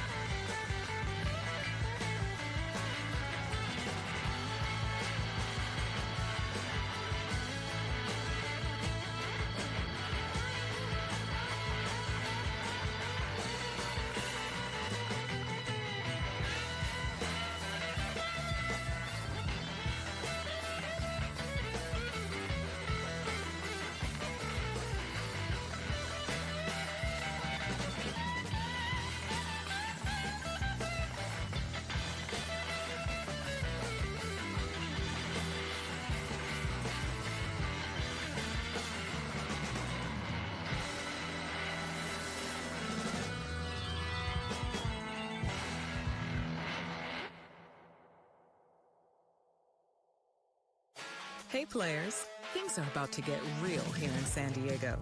Introducing the all-new Hamul Casino Resort. With a 200-room hotel tower, exciting new eats and drinks, plenty of new places to play, and a luxe spa and salon. Hello, rooftop pool and deck. It's where players can play their hearts out and enjoy all the perks that come with it. It gets real this summer at the all-new Hamul Casino Resort, the players' place.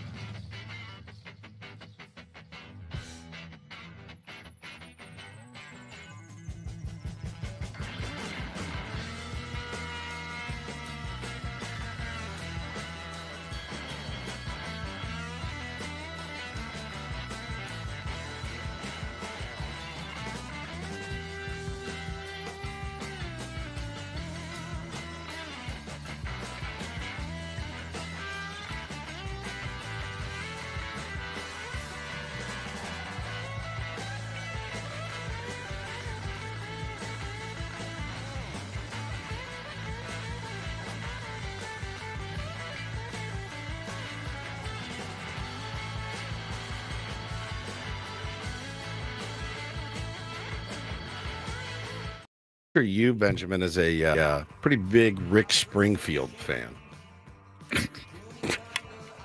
Jesse's Girl? Yep, Jesse's Girl. Sure. What else do we have in the Rick Springfield catalog? That's a good question. Yeah. I mean, I will definitely listen to Jesse's Girl. You get it right out of the way at the beginning of the show? Or Don't is Talk that to on the Strangers. I remember that. Encore? Is that more of the encore? Oh, if you go to Rick Springfield, let me pull up a set list. Just to get, hang on real quick. The whole show is like there's like 4 or 5 acts. They're all headlining, I think. Yes, that's or true. they're all doing a full set. Yeah, it's more than just Rick Springfield. It is more than just Rick Springfield. Let's see. I want my 80s tour at Front Wave Arena. All right, here we go. July 13th, 2025. He opens with I'll Make You Happy. No. Affair of the Heart? I've Done Everything for You. That's a Sammy Hagar cover. I've done that's a jam.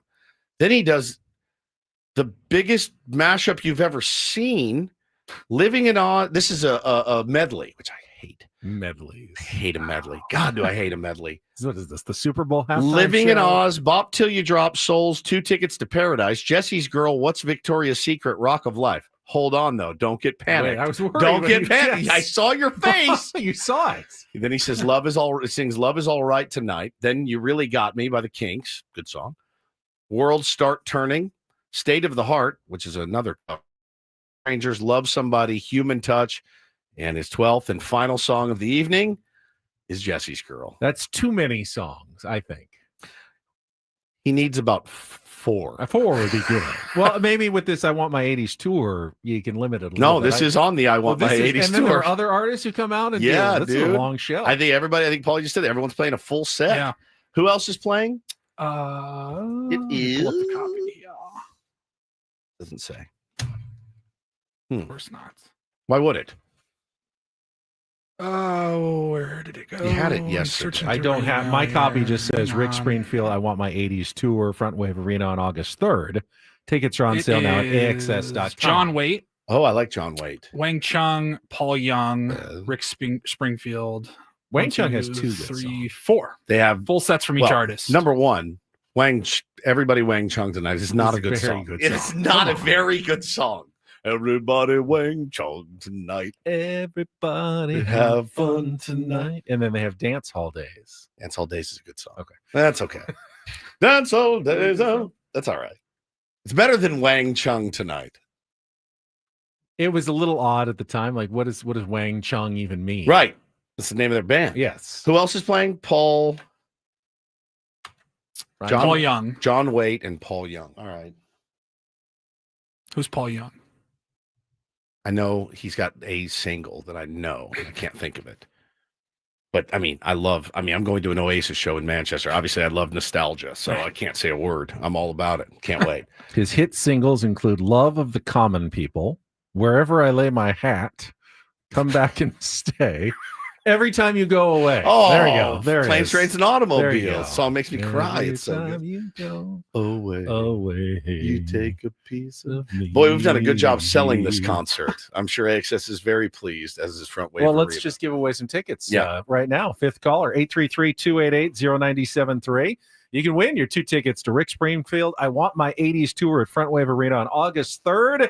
And yes, tickets are on sale now at AXS.com. You can be in attendance when Paul Young sings Every Time You Go Away and 11 other of his hits as well.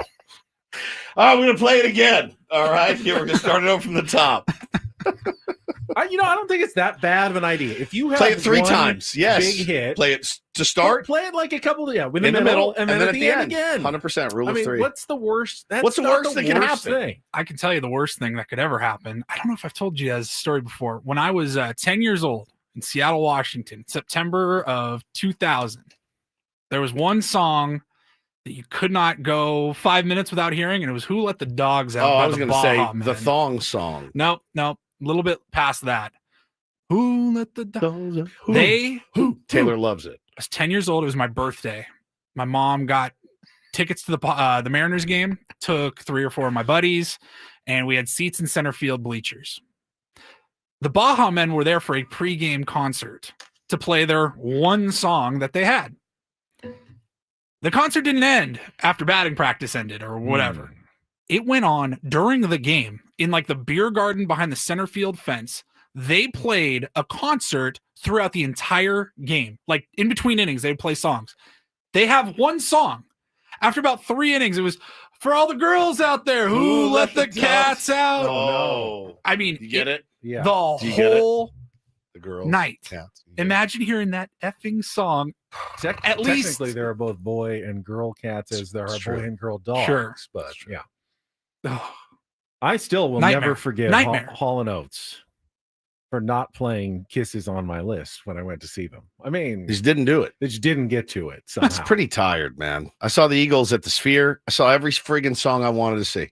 There was not one that like even Glenn Fry, who passed away, they're like, well, we've got his son here. He'll do his songs. You're like, yes, it sounded amazing. So it is a real bummer. Like if I went across the country, across the world, and Oasis is like, yeah, we're not doing Wonderwall or Champagne Supernova tonight. We're not going to do them. I would lose my mind. I would lose my mind. I love every song. I mean, credit to having a deep A enough robust, well of good songs that you can put together a good show without even hitting some of them. But everybody's got their favorite. And if you go and see a band and you've got a favorite song and they don't play it during a concert, It's tough. that's got to be one of the most unsatisfying feelings. I don't think that's ever happened to me. Like not my favorite, like expected to hear it song. Now, what you tend to like deeper tracks from Yes. artists. I'd imagine you've been to a concert where they haven't played Oh yeah. 1 or 2 of your favorites. Jason Isbell, I mean, he's Yeah. gotten me. I've been to see him 10 times, and he's never played my favorite song of it, ever. Never played it. Now, it was when he was with another band, but and I can't say the name on the radio. This is GD. It's But they it's play GD Lonely Love. They play those songs all the time from other bands. Oh, well, when he was in Yeah. another band, I've seen him solo, and he's never busted it out. He's never ever busted it out. So that's kind of heartbreaking. How do you guys feel about bands playing cover songs? Love it. I think it's great. Absolutely. I do enjoy that. It's a love it. surprise. I like to hear their love it. I don't want to hear them recreate it the way it was recorded originally. Like I like to hear their spin on it. Oh man, I love it. I just found out when I was on vacation this weekend that my brother went to all 3 days of Stagecoach. Did he? Yeah, I had no idea. Holy cow. And they were like there, and it was like 11 to midnight on the last day. And Yeah. they were going to stay at homes or whoever was the last. Yeah. And then Joey they brought, and then they started Achy Breaky Heart, and they brought out Billy Ray Garth Cyrus. Brooks. Or no, Billy Ray Cyrus. Yeah. Yeah. No, it was Low Places, and they brought out Garth Brooks. Oh, I think. killer. Yeah, like at the end. He was drunk, but he said it was the most amazing thing. Not Garth was, he said. But Garth was? not my brother. Garth was Oh. drunk, but he said it was like the most amazing thing to bring out, like at the end of the night, and everyone was into it. And it's like, okay, that sounds pretty cool, actually. Matt Vision says Chili Peppers don't play Under the Bridge anymore. I'd say that's pretty. They big don't? hit. I didn't know that. I think I've seen them once. Is that like a principal thing? Like Maybe just get tired of it. I'm Too sure you bad. get tired of it. I know. Too We get bad. tired of don't do this, and we still do it every day for you people. Speak for yourself. I've never wavered on don't do this ever. Yeah, Stones don't play a couple songs. Yeah, Isn't it that is- because of problematic lyrics? yeah, Not- things change. That's not because they're just bored of playing. I'm like, sorry, bud. Like you guys got to play Under the Bridge. Yeah, it's got to happen, dude. You got to play Californication. You Yep. got to play, there's a handful of songs like, sorry, those songs made you who you are. Yeah, And why it's you're still touring tough to and why turn- people have bought tickets. tough to turn your back on the the one that brought you, but they do it. Bands do it. All right, I know Paulie's going to answer some phones, but Reindl Report coming up next. What do you got for us? What do I got for you? Good enough. All right, we'll come back. We have another team being sold in All right, professional that's sports. important. We can That's an talk about important that. story that About we have not damn time. We have not gotten to, and we will get to in our final segment coming up next with Ben and Woods on San Diego's #1 sports station, 97.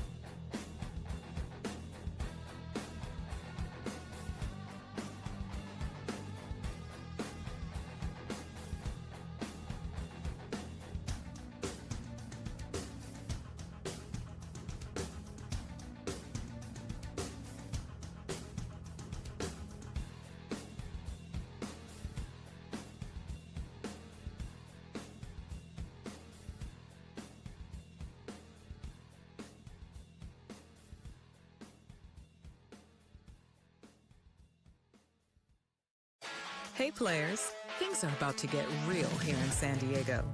Introducing the all-new Hamul Casino Resort. With a 200-room hotel tower, exciting new eats and drinks, plenty of new places to play, and a luxe spa and salon. Hello, rooftop pool and deck. It's where players can play their hearts out and enjoy all the perks that come with it. It gets real this summer at the all-new Hamul Casino Resort, the players' place.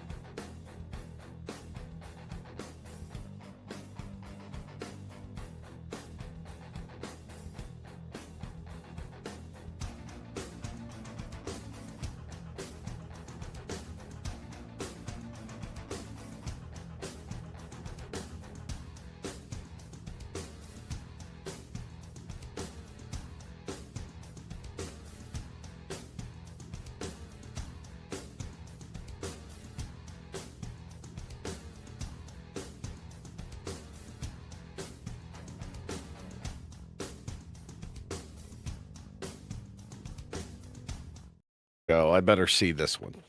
Okay. I mean, it's not going to happen anymore, but had I gone back in the day, I would expect a little Tom Sawyer action. I don't think it's too much to ask. Fly by night. Fly by night, all the way in. Spirit of Radio, Red Barchetta. Yeah, I'm in. I mean, I would have loved to see Rush. I'd missed them. Never got to see them. We did give away the Rick Springfield 80 show tickets to David, congratulations. We may or may not have more to give away as this week goes on. Paulie says we will. Every day, all week. Every day this week. Wish that I had Jesse's girl. Everyone knows that feeling of, your friend's got a cool girlfriend. No, I don't have envy. I don't envy anybody. Sometimes envy doesn't exist in me. You have some envy. I don't. A little bit. I envy like baseball players that could hit well. Right. That's it. But I've never lusted after the woman of one of my friends, Ben. Would you like to expand on this story? I would not like to expand on the story. Guess we'll just get to the Reindl Report after a check of traffic. So quickly, before you do, have you guys seen the Rick Springfield skit about Jesse's girl? No, it's one of the funniest things you'll ever see. So Rick Springfield is like, hey, guys, let's work on that one I wrote last night. Jesse, just follow along. So Jesse's on the drums. And there's a hot blonde girl sitting right next to him, right? And so he's like, here we go. Jesse was a friend. And he's like, it's cool, bro. And then he's like, I wish that I had Jesse's girl. And Jesse's like, hey, what the? And the girl's sitting right there next to him. Bro, it's legitimately, and it's Rick Springfield playing himself. It's legitimately one of the funnier things you will ever see, dude. It is. I gotta find it. I'll send it to you today. I was crying in tears. He's like, "Hey, what the?" He's like, "This is BS, man. It's my girl." Oh, it's brilliant. I don't know what they did it on or whatever, but oh my god, it was great. Sounds like a Saturday Night. It does. Sketch. It was like that. It was so good. All right. Well, let's check traffic, and then Paulie's gonna bail me out with the Reindl Report next year on 97.3 The Fan. From the 855 Get Ross Traffic Center, protecting San Diego after accidents or injury, here's Kelly Danick. We'll expect a bit of a jam up on the Coronado Bridge. There's a crash heading over to the island near the old toll plaza. Looks like you got middle lanes blocked. Also, eastbound 8 just before Spring Street, collision over the right shoulder, several vehicles involved.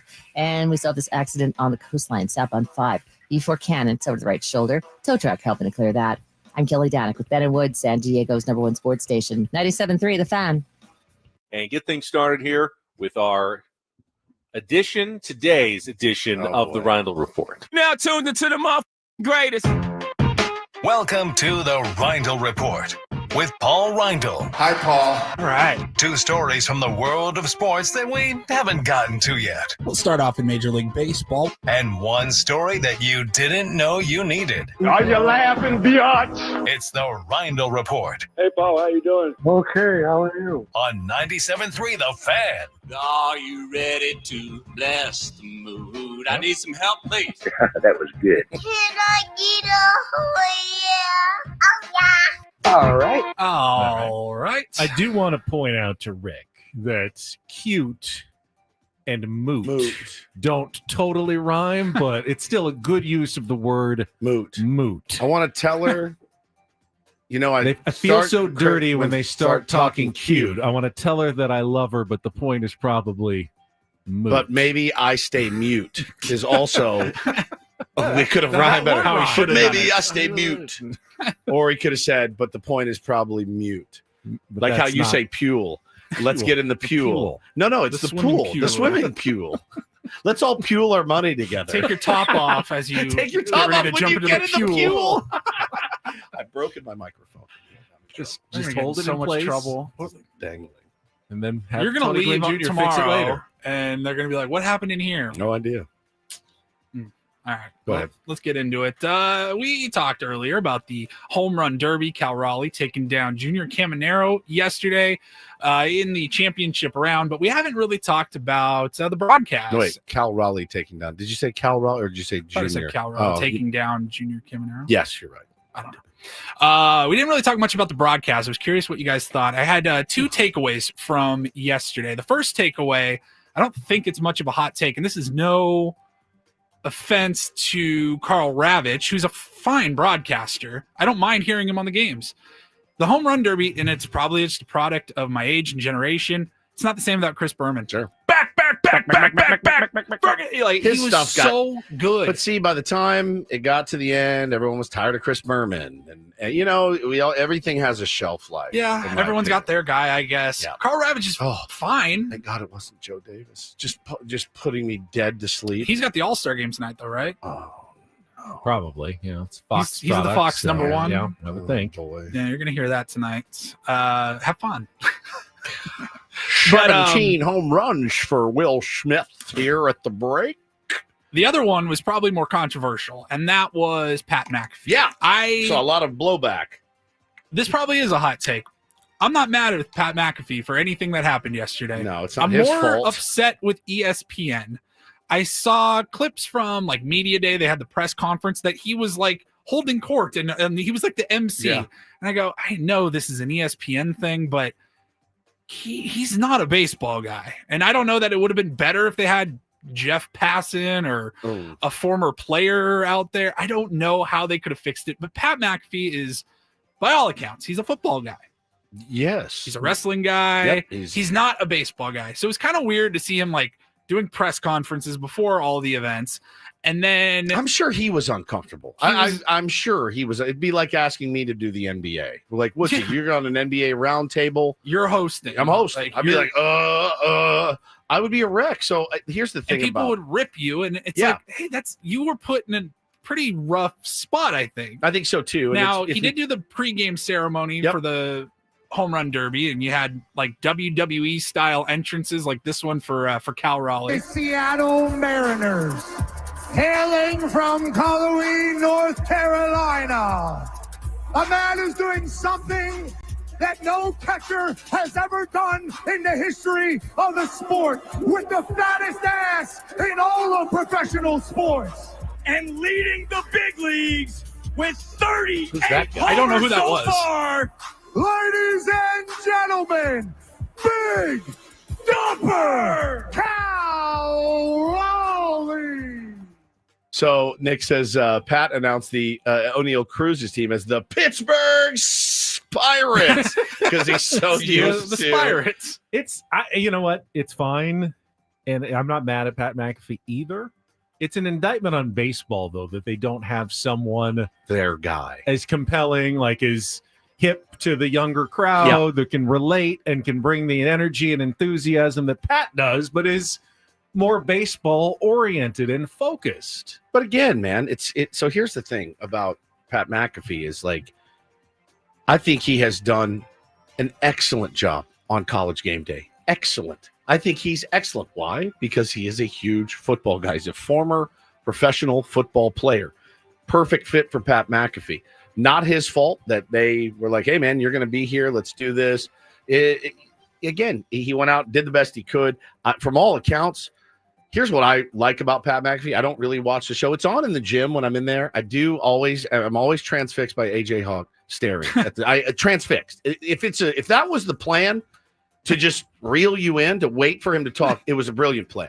But I will say this. I've heard nothing but phenomenal things about how he treats his people. Like phenomenal things. Like, hey, I made $80 million. I'm going to spread it around, a ton of it. Like bags of cash. Bags of cash to his guy. Yeah. Like he really, you can go the other way. You can absolutely be the other way. And if given the choice of the two personalities on ESPN, Pat McAfee or Stephen A. Smith last night, I'll go with Pat McAfee 100% of the time. It does seem like with ESPN, the money that they shell out for those two guys in particular, it's like they're doing everything. Yeah. I just had a brilliant idea.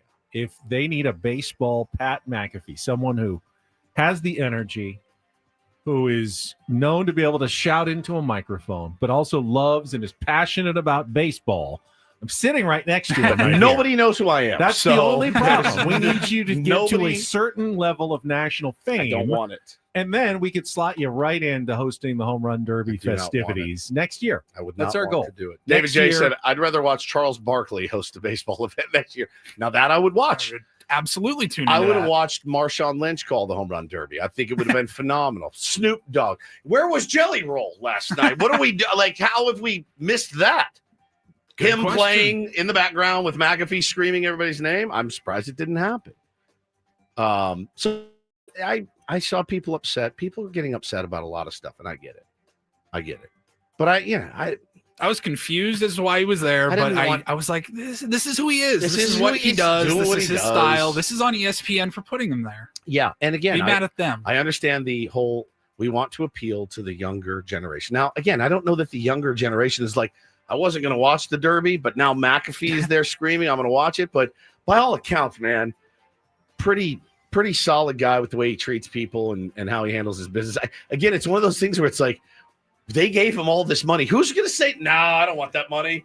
And then, I get it. And they fired a bunch of people to be able to pay him. It sucked. He's a bit of an enigma where he can be a lot. And when anybody or anything is like jammed down your throat like this, you're like, I'm sick of this. Whether it's Pat McAfee, the Kelsey brothers, you know what I mean? Like the Chiefs fatigue. We had Patriots fatigue. Yeah. Like eventually you just get sick of it. It's great Gronk. You're like, all right, we get it. Right. We get it.